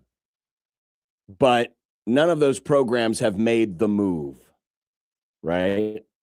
I mean, I can't see Illinois winning next year's title. Yes, I would agree. I can't see, Nebraska winning next year's title because it's kind of the same people. Yeah, you got to make a change. This is a whole product of, Cignetti and what he has done. And there's going to be a lot of people who are going to try to figure out a way to copy it. And they're not going to. But you can't because you don't have him. Yep. Now, I think the better question is, because of the talent distribution, has it made it more? Well, it's the talent distribution and it's the playoff. Before, you had to survive the regular season, truly survive the regular season. And if you did that, you put yourself in position to win. Mm-hmm. You have more leeway now because there's now 12 teams getting in. Mm-hmm. And then it becomes similar to every other sport. It becomes a tournament where if you match up properly, if you get hot at the right time, you can win it all. John, last year's national champ would not have been in the tournament 1 year prior. I mean, the team that played for it this year would not have been in the tournament 2 years prior. Correct. So, you know, the tournament nature has expanded the possibilities. The talent distribution, that's the really interesting case study here. It's quite the wrinkle. Because you still have to be able to identify it. You still have to be able to plug it in. And you've got to be the one thing that Cignetti didn't have to do, as many other coaches did, is the whole speed dating nature of the transfer portal. Because a lot of the guys he initially brought in, and I believe the count was 6 of the guys who were on the field starters were all his guys from James Madison. Mm-hmm. I believe the number was 6. Yeah, and I think originally he brought 10 with him. Yeah, it's not as big of a number as you would expect. And I think about that in the terms of, I'm only picking on it because it's an easy local example, but the Calandria case. Mm-hmm. Calandria literally was they had virtually no contact with him. They already had their quarterback, and then in 24 hours later, they lost their quarterback. They get on the phone. They say, "You're next. Come on in." They come in. And as the story was told last week by Matt Rule, you know, he saw how he greeted everyone coming off the cab, getting out of the cab or the Uber or the limo or whatever they were, and was instantly impressed with him. But it's just the whole speed dating nature of the process where you're really going off vibes. You're really going off vibes. And that's the nature of the beast. That's not an indictment on Matt Rule. That's just the way the process is. You're having to figure out on the fly, hey, is this guy going to work with us? Sure, you can look at the tape, you can look at the film, you can look at the stats, and you can say, I can envision this person in the program. But in terms of how they actually fit, it is a giant puzzle that you're having to put together with one hand tied behind your back. Mm-hmm. And everybody's having to do it. And so it's really going to come down to those people that can identify not only the talent, but can also on the fly figure out, will this guy actually fit in what I'm trying to do, or can I make my program fit around that guy? The most impressive part about, I don't want to say that. There are a lot of impressive parts, but one of the most impressive parts of what Cignetti did was that the players he recognized that he thought could come up a level did at this high of a level. Not only were they Big Ten worthy players, they were all conference caliber. Some of them are going to get drafted, and they made plays. I said this on Tuesday. Pons is my favorite player on Indiana because he's small, he's undersized, and he doesn't play that way. And he makes plays, and he tackles really well. Mm-hmm. To recognize that as Cignetti is incredible. I mean, how many players? Marquez Watson Trent. He was a player we talked about a lot ahead of the 2025 season. Undersized, brought up a lot. Good player at the lower level. Can he do it at the Big Ten level? The answer was no. They missed on that guy. For whatever reason, Cignetti, I mean, maybe the secret sauce is just it's so much his talent evaluation and the knowledge or the belief in when they get here, they will also be good. I mean, imagine if this group stuck together, what could they have done at James Madison? Like, could we have considered them the greatest G5 team of all time? They wouldn't have won a national championship because the depth wouldn't have been good enough. But could their first team have just run teams off the field, all throughout the regular season? The answer is probably yes. And that's the part that is just, again, it's super, super impressive. And to spin it back towards the Big Ten, they got teams that I think are on the cusp. At least one for sure in Oregon. The next question is, how fast can Penn State rebound? What's USC look like? I mean, Washington was in the championship game just a couple of years ago. So, like, in theory, that they could do it quickly as well. But do they have the right coaches and do they have the right players? But you are correct. Wisconsin, Illinois, Nebraska, Iowa, like those teams can't do it now. They haven't been able. They would need a change, I think, if they're going to shoot for the heights of an Indiana football. No, that is true. And the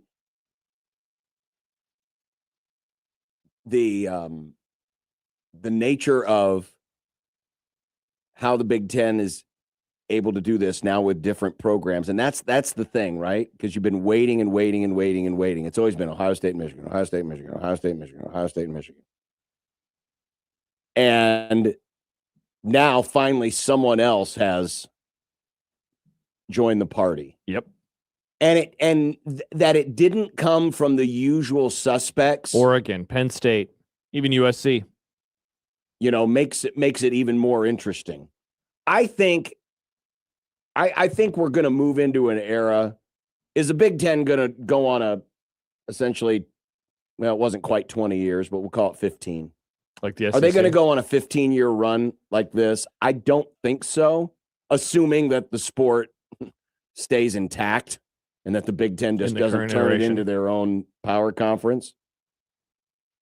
But what we finally saw was what we had always believed, but they needed a little bit more talent and the circumstances to fall the right way to get it to work. But we'd always believed, hey, this is the coaching conference. Look at all these coaches we have here. We got coaching. Yeah. Better coaching. I mean, certainly at the very, very top, Nick Saban, Kirby Smart, certainly. But depth of coaching from top to bottom was really good. And now you've got the talent and the mobility of the talent matching the coaching. And hey, you know what? I don't know if this can be underestimated either. You just mentioned Nick Saban. One of the things that you have long talked about with Nebraska of old versus now is having that carrot in front of them. And the carrot for a long time was Oklahoma, right? Nick Saban was the sun, and every school and coach was the planet that orbited around him.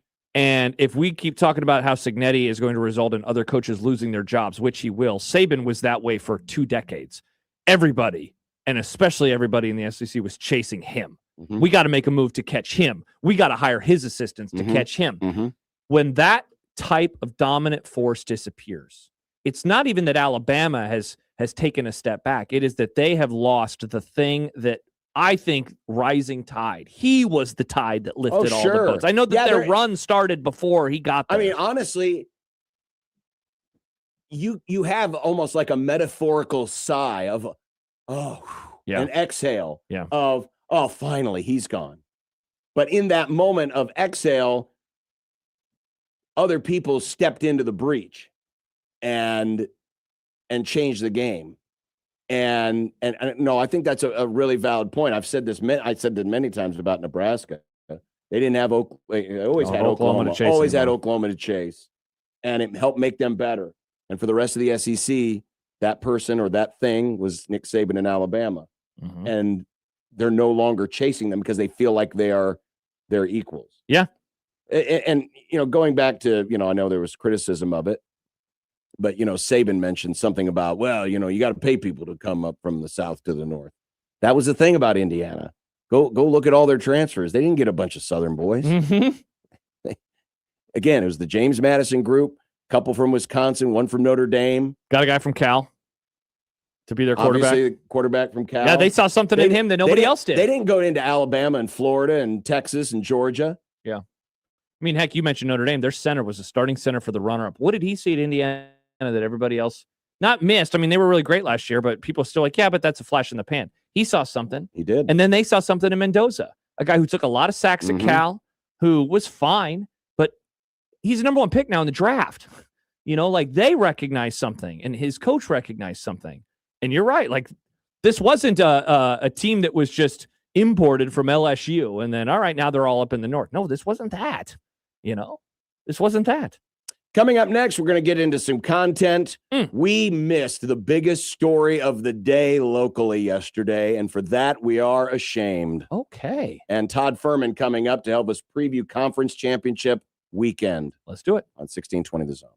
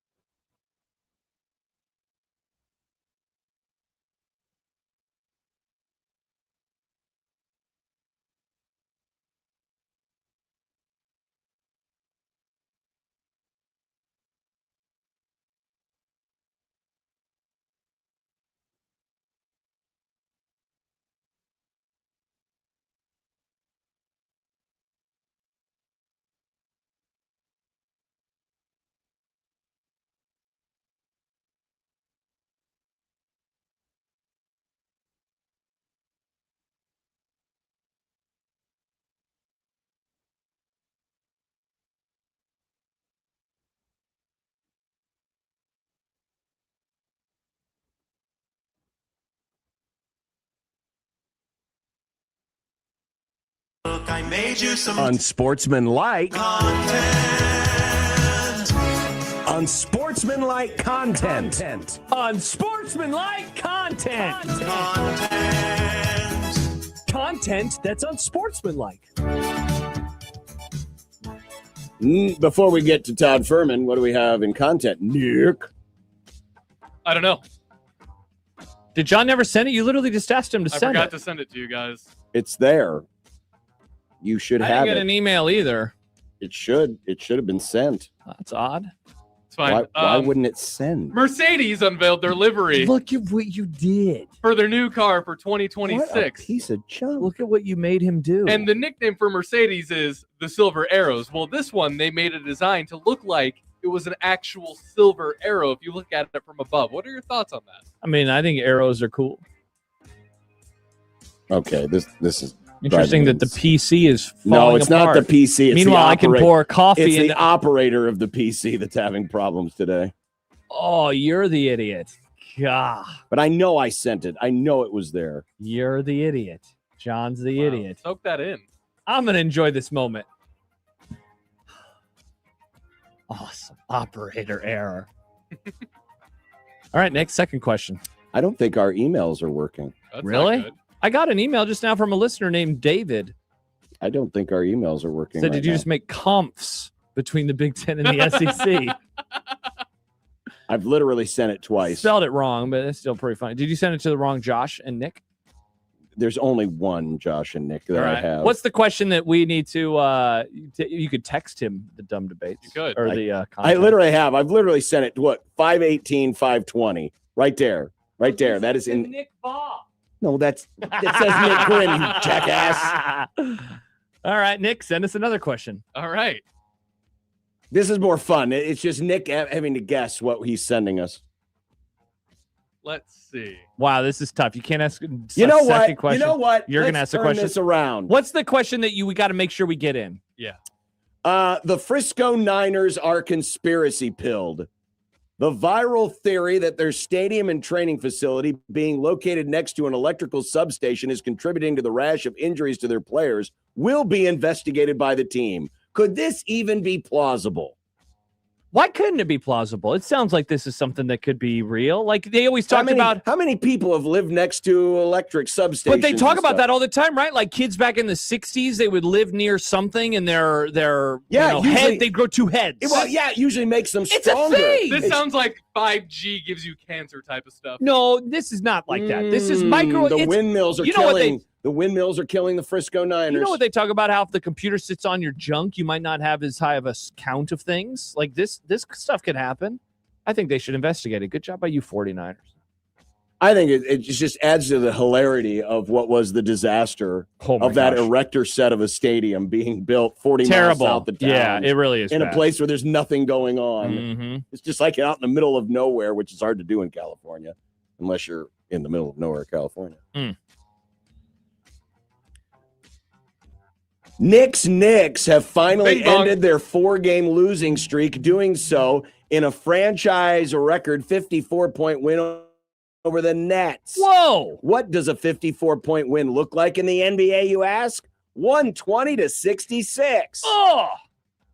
Nick, are the Nets the Musketeers of the association? Oh, good reference, Nick. Do you get that reference? Like the French Three Musketeers? Nope. You were close, though.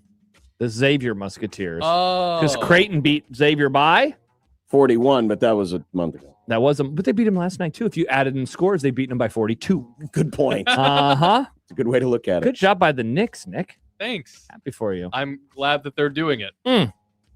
Patriots owner Bob Kraft, perhaps high off the fumes of another AFC Championship appearance, is advocating hard for an 18-game regular season featuring an international game for every team. We're gonna push like the Dickens to make international more important with us. Every team will go to 18-2 and eliminate one of the preseason games. Every team every year will play one game overseas. Part of the reason is so we can continue to grow the cap and keep our labor happy. Is there a question here? Thoughts? Hate it. But it was obvious that they were going to do it, right? They're not just going to stick at 17 games. Absolutely. They've been wanting the 18-game thing for a while. Here's my question, because the overseas component, of course, is going to be there now. Every team will play one of these games. Will they add in a second bye? Like, if I'm a player, I am fighting like hell. That said, the inventory of a lot of weeks would be a lot smaller if they added in a second bye. How about add some damn players to your roster? That would also be a great idea. It's time to lift the cap to at least 60 players. Mm-hmm. At least 60 players. Mm-hmm. And by the way, who in the world references the players as keep our labor happy? Yeah. I mean, Old people. is this just the weirdest way to reference something? As almost as if they are things. It almost is the instead way of in which people. Yeah, it's almost that We he gotta talks that keep way. our labor happy. By the way, Drake writes a comment on YouTube. John's voice changer broke. We can hear his normal voice when you're doing the old man voice. Get it? Yeah, I got content, by the way. Oh, did you? You're a jerk. Well, it's too late now because I'm having fun asking He's these on a questions. roll. According to former friend of the Grum, Dick Deitch. You remember Dick Deitch? Yeah, what did he do? NBC's new pregame host for Sunday Night Baseball is I know this one. Bob Costas. He's back. And it's not Giancarlo's fault either. What? I'm kind of surprised. When he called that series a couple years ago, he sucked. Now, this is host. He's going to be the pregame host. Yeah, that's which true. is kind of going full circle because that's what he used to do with NBC back in the day. He was the NFL He loves baseball. pregame host. He loves baseball. I actually think this is a good choice. It's pretty cool. Who's going to call the games?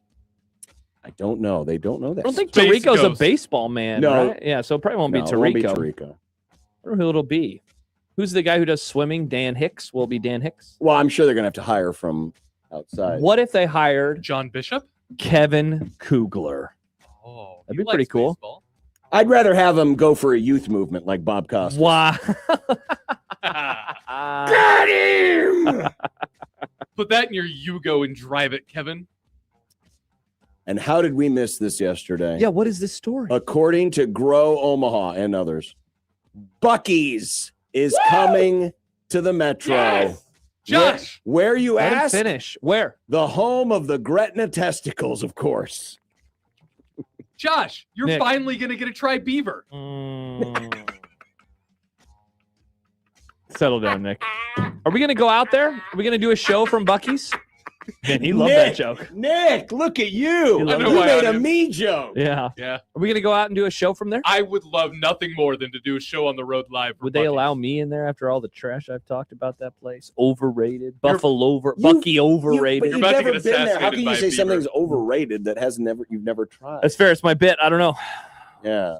All right. This place better be cool. It is. It's the coolest. I wonder if it's going to take longer to build than Popeyes did. Probably. Lazy Buc-ee's. Highly unlikely. Lazy Buc-ee's. Highly unlikely because, Popeyes, everything is slow. Buc-ee's, it's about. Man, I drove through there. Service. The fast food line was moving quick today at lunch. It almost made me want to stop by and grab a little. Well, I mean, when they turn people down after they know how Wait, long how the do you wait's know- going to be, they're How do you know the line was moving? Because there was no cars in the line. Maybe it was That's how fast everyone's moving through. Maybe because people realize this isn't worth it anymore. I've been there. I went This there on New chicken is Year's Eve. overrated. It was great. It was so good. Oh my gosh! I said Happy New Year. Fried rat isn't worth it anymore. Fried Rat, you stop it, John. They could be a sponsor of the Grum. Sorry, possum. You stop it. Tremendous. Maybe they were ferrets. Oh my gosh. Thank you, Popeyes. Ferrets are stinky. Sam writes, aimed for an NHL team, got a Buc-ee's. Yeah, that's a tough look. Very tough Ooh. look. What would have been a better addition to the Gretna community? Hockey. The hockey team or the Buc-ee's? I think Buc-ee's is better. Definitely hockey. Maybe another road where you can drive faster. I hate going to Gretna. It takes forever. Well, it's going to be on the interstate. It's not that bad. To Get on the interstate. Yes, it is. No, if you're driving on 204th Street, it sucks. You just get on the interstate. Okay, fine. I'll get on the interstate. Yeah. That's what I usually do. I don't. That's where the Buc-ee's will be. It'll be on the interstate. Oh, yeah. You know who else could be on the interstate someday? Todd Furman. That's the one. Next on 1620 The Zone.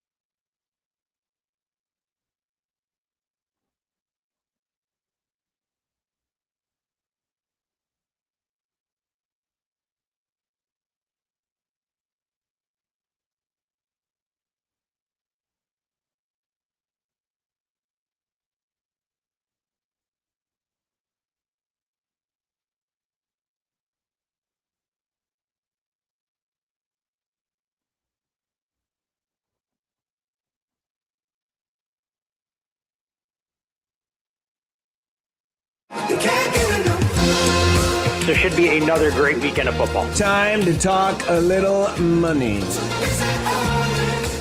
People fall in love with teams on the way they look at a non-conference schedule. I don't think there is enough wiggle room for me to get involved with this game going under the total early. And remember, it's a marathon, not a sprint. Here he is, Todd Furman, CBS Sports, our good friend from the desert. Eating a bag of chips. Apparently having a bag of chips. Unpacking the groceries, gentlemen. Unpacking the groceries before we talk a little football. Get anything good today? Oh, yeah. What'd you get? Probably stuff that I didn't need to get that the wife will let me know about when she gets home about 90 minutes from now from a couple of days at a conference in Europe. Awesome. What cereal?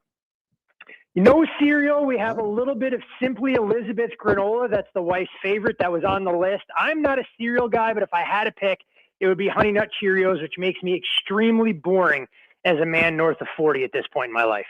What is your go-to breakfast? My go-to, I'm a protein waffles guy, protein shake in the morning, a little bit of organic peanut butter there, and it's kind of the one meal that I really don't waver from, other than when I get sick of it after about 3 months. Then I'll kind of deviate for about a week or so and go to eggs. But if I can simplify my decision-making tree on a day-in, day-out basis, especially during football season, I am rinse and repeat, especially first thing in the morning. That answer could have fit a lot of things, like with handicapping, all of it. I mean, it just... Look, the more you can kind of refine your process, we say it's Groundhog Day in this industry. Yep. The process remains the same. All that changes are the teams, the numbers, and some of the coaches' comments that lead up to games of this magnitude. All right, so let's start with the NFC game. When they played in December, the Rams were a road favorite. What has changed in the bookmakers' minds between then and now?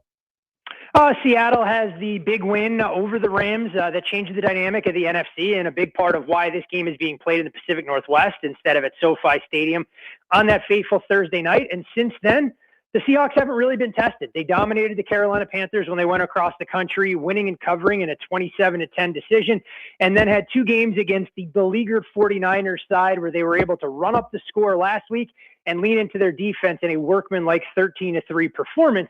So that's part of the reason that some books got as aggressive as opening this number at 3.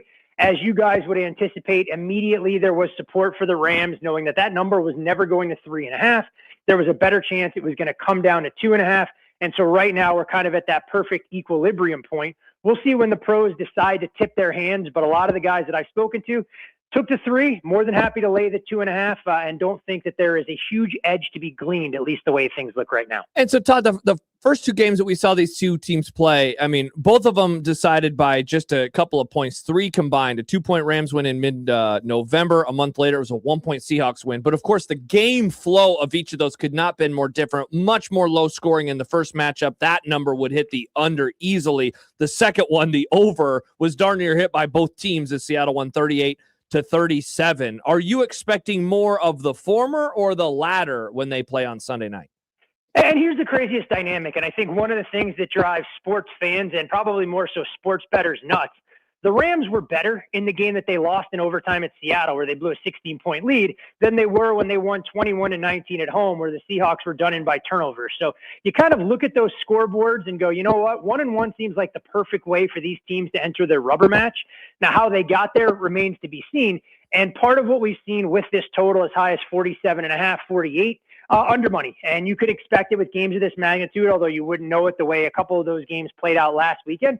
Teams didn't have to lean into their defense. They were plagued by turnovers, and the games got a little bit looser than expected. But we're 46.5 now, pretty much across the board at whatever preferred sports book you're going to look at. And big questions that have to be answered, I think, for both quarterbacks. Sam Darnold's health was the primary storyline going into last weekend. And when you're asked to drop back and throw it 17 times in a positive game state from start to finish, I'm not sure that we have the litmus test for how that oblique could impact Darnold if he has to be a little bit more aggressive, throw it 30-plus times, and try and stretch the field against this Rams vulnerable secondary.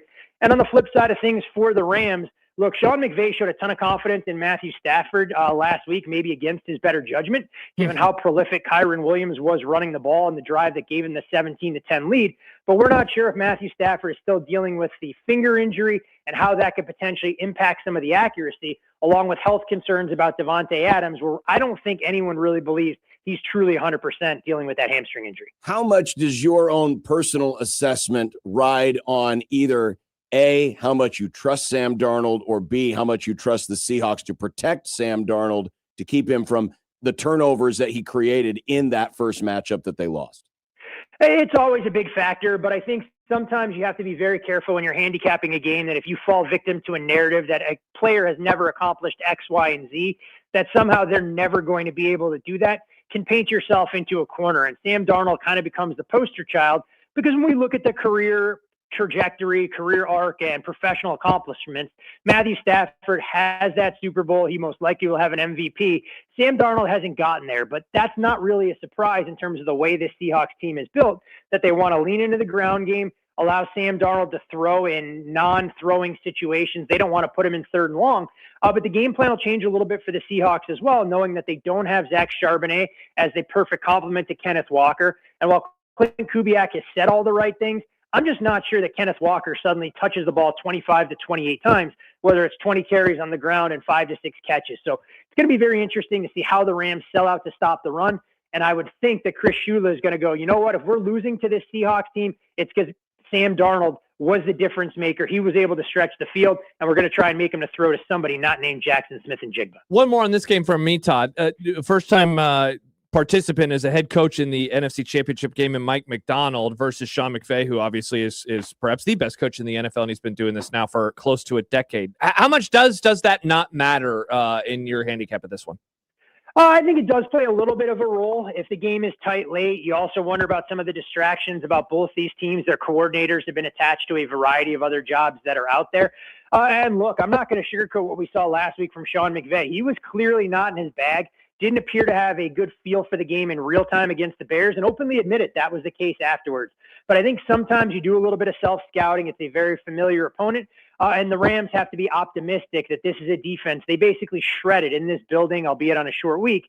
And while it won't be that easy to move the football, I do give Sean McVay a slight nod in the head coaching department for this matchup.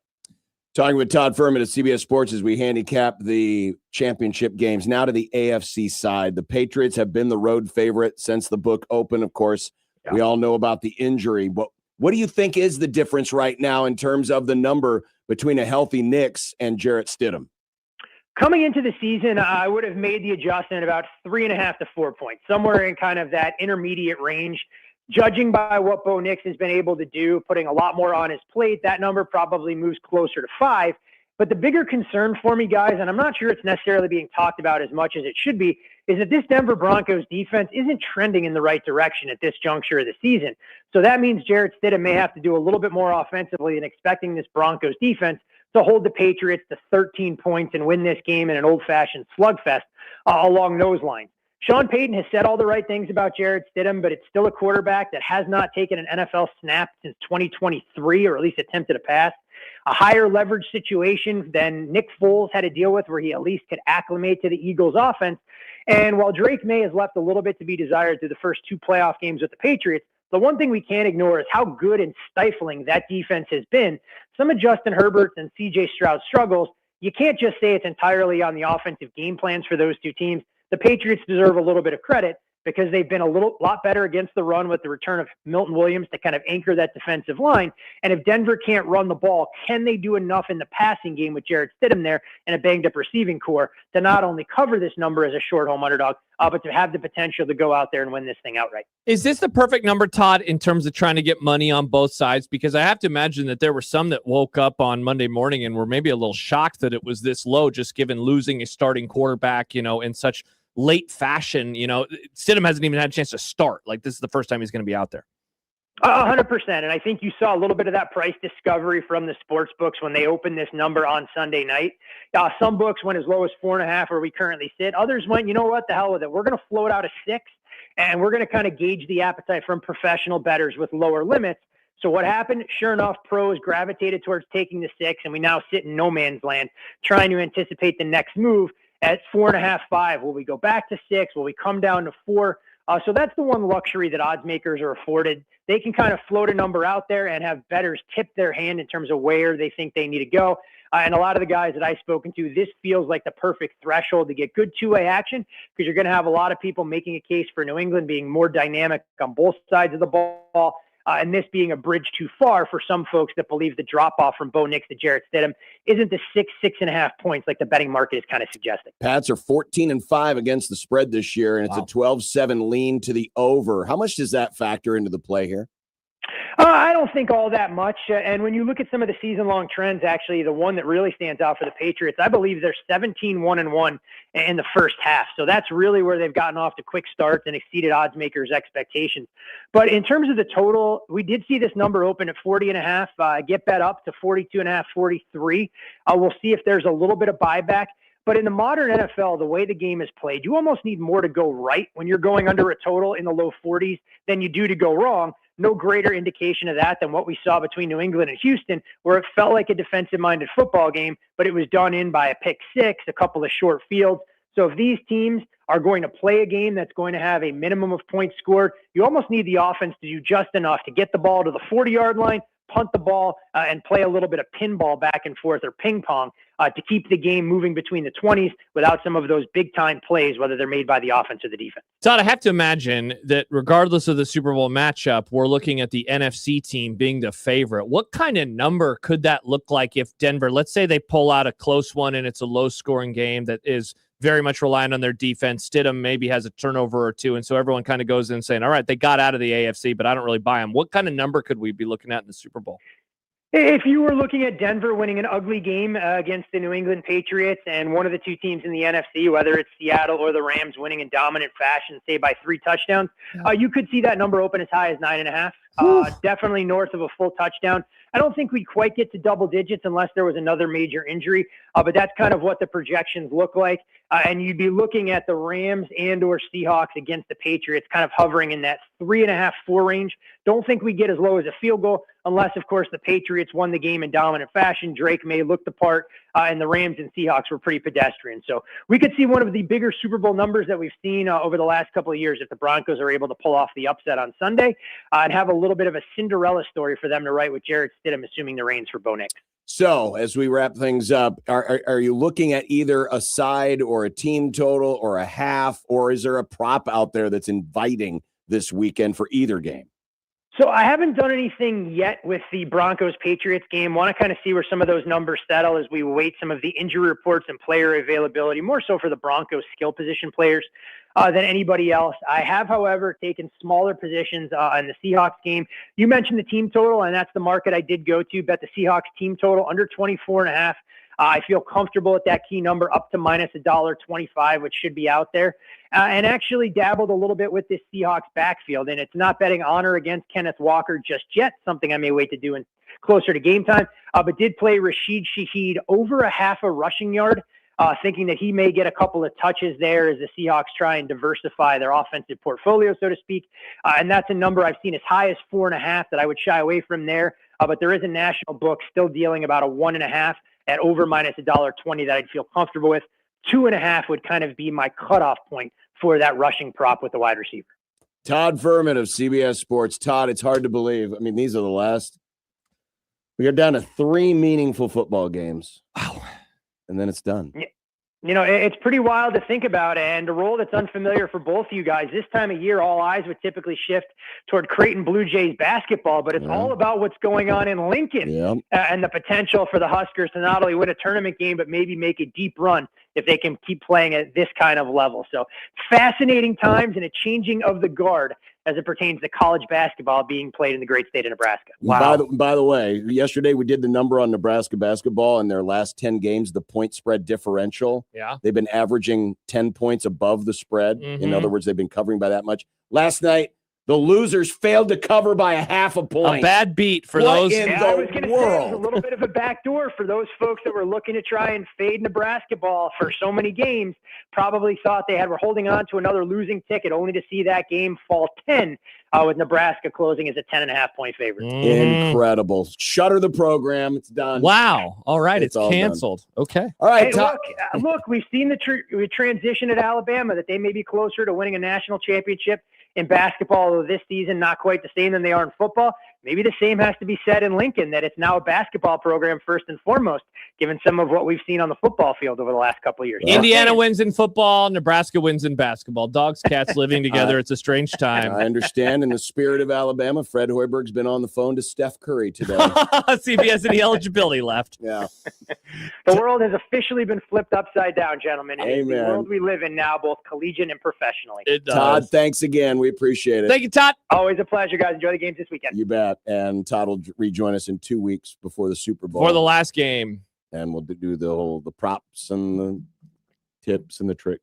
Wow. All that fun stuff. By the way, I looked up. So the last time that a team got this far and their backup started, I'm pretty sure is the Eagles when they won the Super Bowl with Nick Foles. I do not think that we have seen a backup quarterback start in any of the conference championship games since then. That Super Bowl number, because they were dogs, it was 5.5. So he's saying this Broncos team, it could approach 10 if they win the game on Sunday. So we're looking at, that would be the biggest Super Bowl spread in years. And keep in mind, Foles had played a few games. He had. Stidham would have one start. Yeah, we've never seen a team lose its quarterback in the middle of the playoffs. Wow. Advance. Mm-hmm. Not in the middle of the playoffs. We've seen it happen prior to the playoffs, but not, in the middle of the playoffs. Mm-hmm. So Denver's got a bit of the odds to overcome. We'll talk more about that with Parker Gabriel tomorrow as we preview Denver. Sonny writes, I could see Bobby Knight text Tom Osborne and say, can you believe this bleep?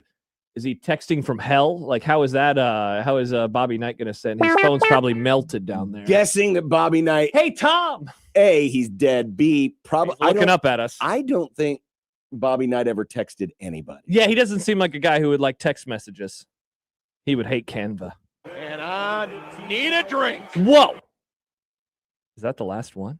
Oh, let's go, baby. It is. Give us a call. The last one. The last one. Speaking of the last one. It's the last segment. Yep. And inside said last segment, what's for dinner? The always popular. Yes. And award-winning what's for dinner. Yeah. Man, I can't wait to walk across that stage at the Nebraska Broadcasters Association Awards and accept our award for best radio segment, What's for Dinner. Love it. 1620 The Zone. Live from the Host Coffee Studio, this is 1620 The Zone.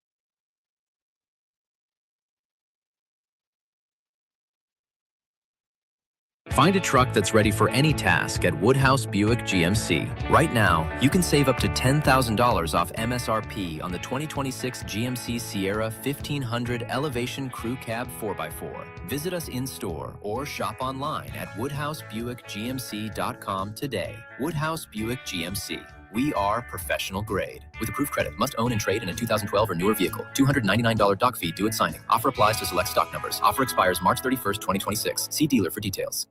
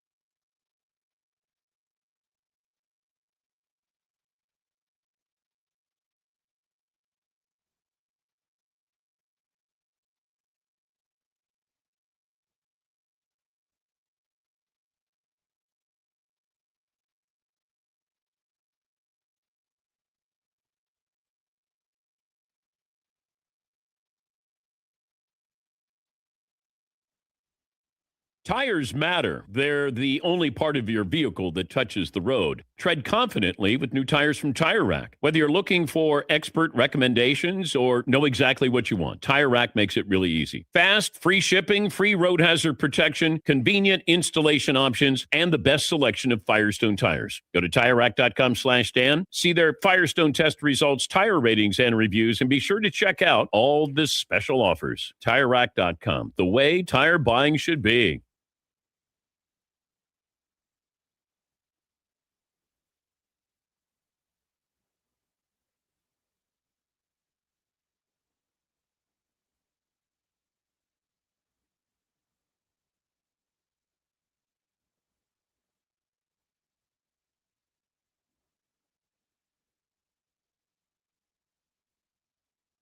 When you knock us down, we're going to get up. And on the way up, we're going to bite a kneecap off. Crust is good on your pizza, not your ass. I will eat your ass first. He's tough as a Woolworth steak. And then it's going to take 2 more shots to knock us down. All right. And on the way up, we're going to take your other kneecap. I'm ready to hang them up, gut them and skin them and chop them up. You know what? I'm ready. My daughters aren't starving to death. I'll eat my neighbors. And we're going to get up, and then it's going to take 3 shots to get us down. And when we do, we're going to take another hunk out of you. Cliff, what are you going to take away as your best memory from playing basketball at Boston College? Probably just like going out to eat. Tonight it is the spaghetti and the meat sauce. And tonight the meat sauces are going to have the hot sausage. I love it when the wife gives me the hot sausage. Man, I love spaghetti and meatballs. The hot. Well, it's not really meatballs, meat sauce, but yeah. Oh, okay. I like that too. What'd you say you like when your wife gives you I like it when the wife gives me the hot sausage. Interesting. In this far into your marriage, that's awesome, John. Good for you guys. Proud of you. Tonight, I said I was making something exciting. I'm going to do a breakfast crunch wrap tonight. Oh. All on my own. Nice. Which is a little scary, but I think I can handle Means it. I expect to see your hands bandaged when you get here tomorrow. No, did I? You weren't accidentally smashed the griddle on your John fingers. wasn't here for the coffee story last week, was he? No, he wasn't. Here, you finish. You go, Nick, and then I'll tell the story. Last night I had Burger King. It was delicious. I love it. Tonight we're going to go see the Supernovas. So, I don't know, stadium food, or we'll get something after. Nice. Okay, so last week, was this Thursday or Friday? I think it was. It was with Austin. It was with Austin, so it's Thursday. So lately, I found myself doing prep in the basement because I just like sitting on the couch and it's comfortable. And it's so dark in the morning when I start food working. prep on the couch. No, prep for the show. So I wake up. Food prep I wake up before 7 and I let Banks out. And I've gotten. It's not lazy. I just want to sit on the couch. It's comfortable because it's just so dark. Yeah. And I don't like the lighting in my office. You want to be cozy. I want to be cozy. So I'm tired. I didn't sleep very well, and I had my pot of coffee. I had forgotten that I put more. No, it was Friday. It was with Stibbs. I put more coffee in it the night before, and so I'm holding my cup, but also my flashlight on my phone, and I don't know how. I just miss it, and it goes on my leg. Now I had pants on. And I'm so groggy that it's like taken me a second to figure out what's happening. And I'm like, ah! So you McDonald's the drive-through yourself. The exact thing that I thought of. Did you sue yourself? No, I wish I could have. It hurts because now it's now it's itchy. So it's recovering. Yeah. It was horrible. Wow. But now it's like red. It's I wasn't going to go to the doctor, but I probably could have. It hurts because it's just itchy. So I just now, you know what I do? I just slap my leg. Oh, that feels good. Because I don't want to scratch it, you know? Wow. Yeah. So turn on the lights is the lesson here, friends. Turn on the lights. You couldn't buy. Well, why is the coffee down there? Why is I brought the pot with me, so I didn't have to walk up and down. That's what I do. I take the coffee pot into my office with me, and I just keep filling but then up. it doesn't stay warm. It's in the coffee. My coffee pot is an insulated one. It's not like a glass one. Oh, I see. So it keeps it warm. Oh, I see. And so I just don't want to go up and down and up and down and up and down. Like a restaurant one? Yeah, it's like a silver one. Yeah. You got to remember, he's got the 4 garage toast. That's right. That's right. Yeah. And so I'm feeling better now, but it was hurting. It was hurting. So this morning when I did prep in the basement, I was very like, where's everything at? The lights are on. You're going to start pouring it leaning like this. Not over my legs. Not over my legs. Yeah. All right. Tomorrow we'll get a Denver Broncos preview. Maybe the Rams. Maybe the Seahawks. Maybe. Jack Hopefully. Mitchell. Kent Wolgamott. Movie Club. One Beer Friday.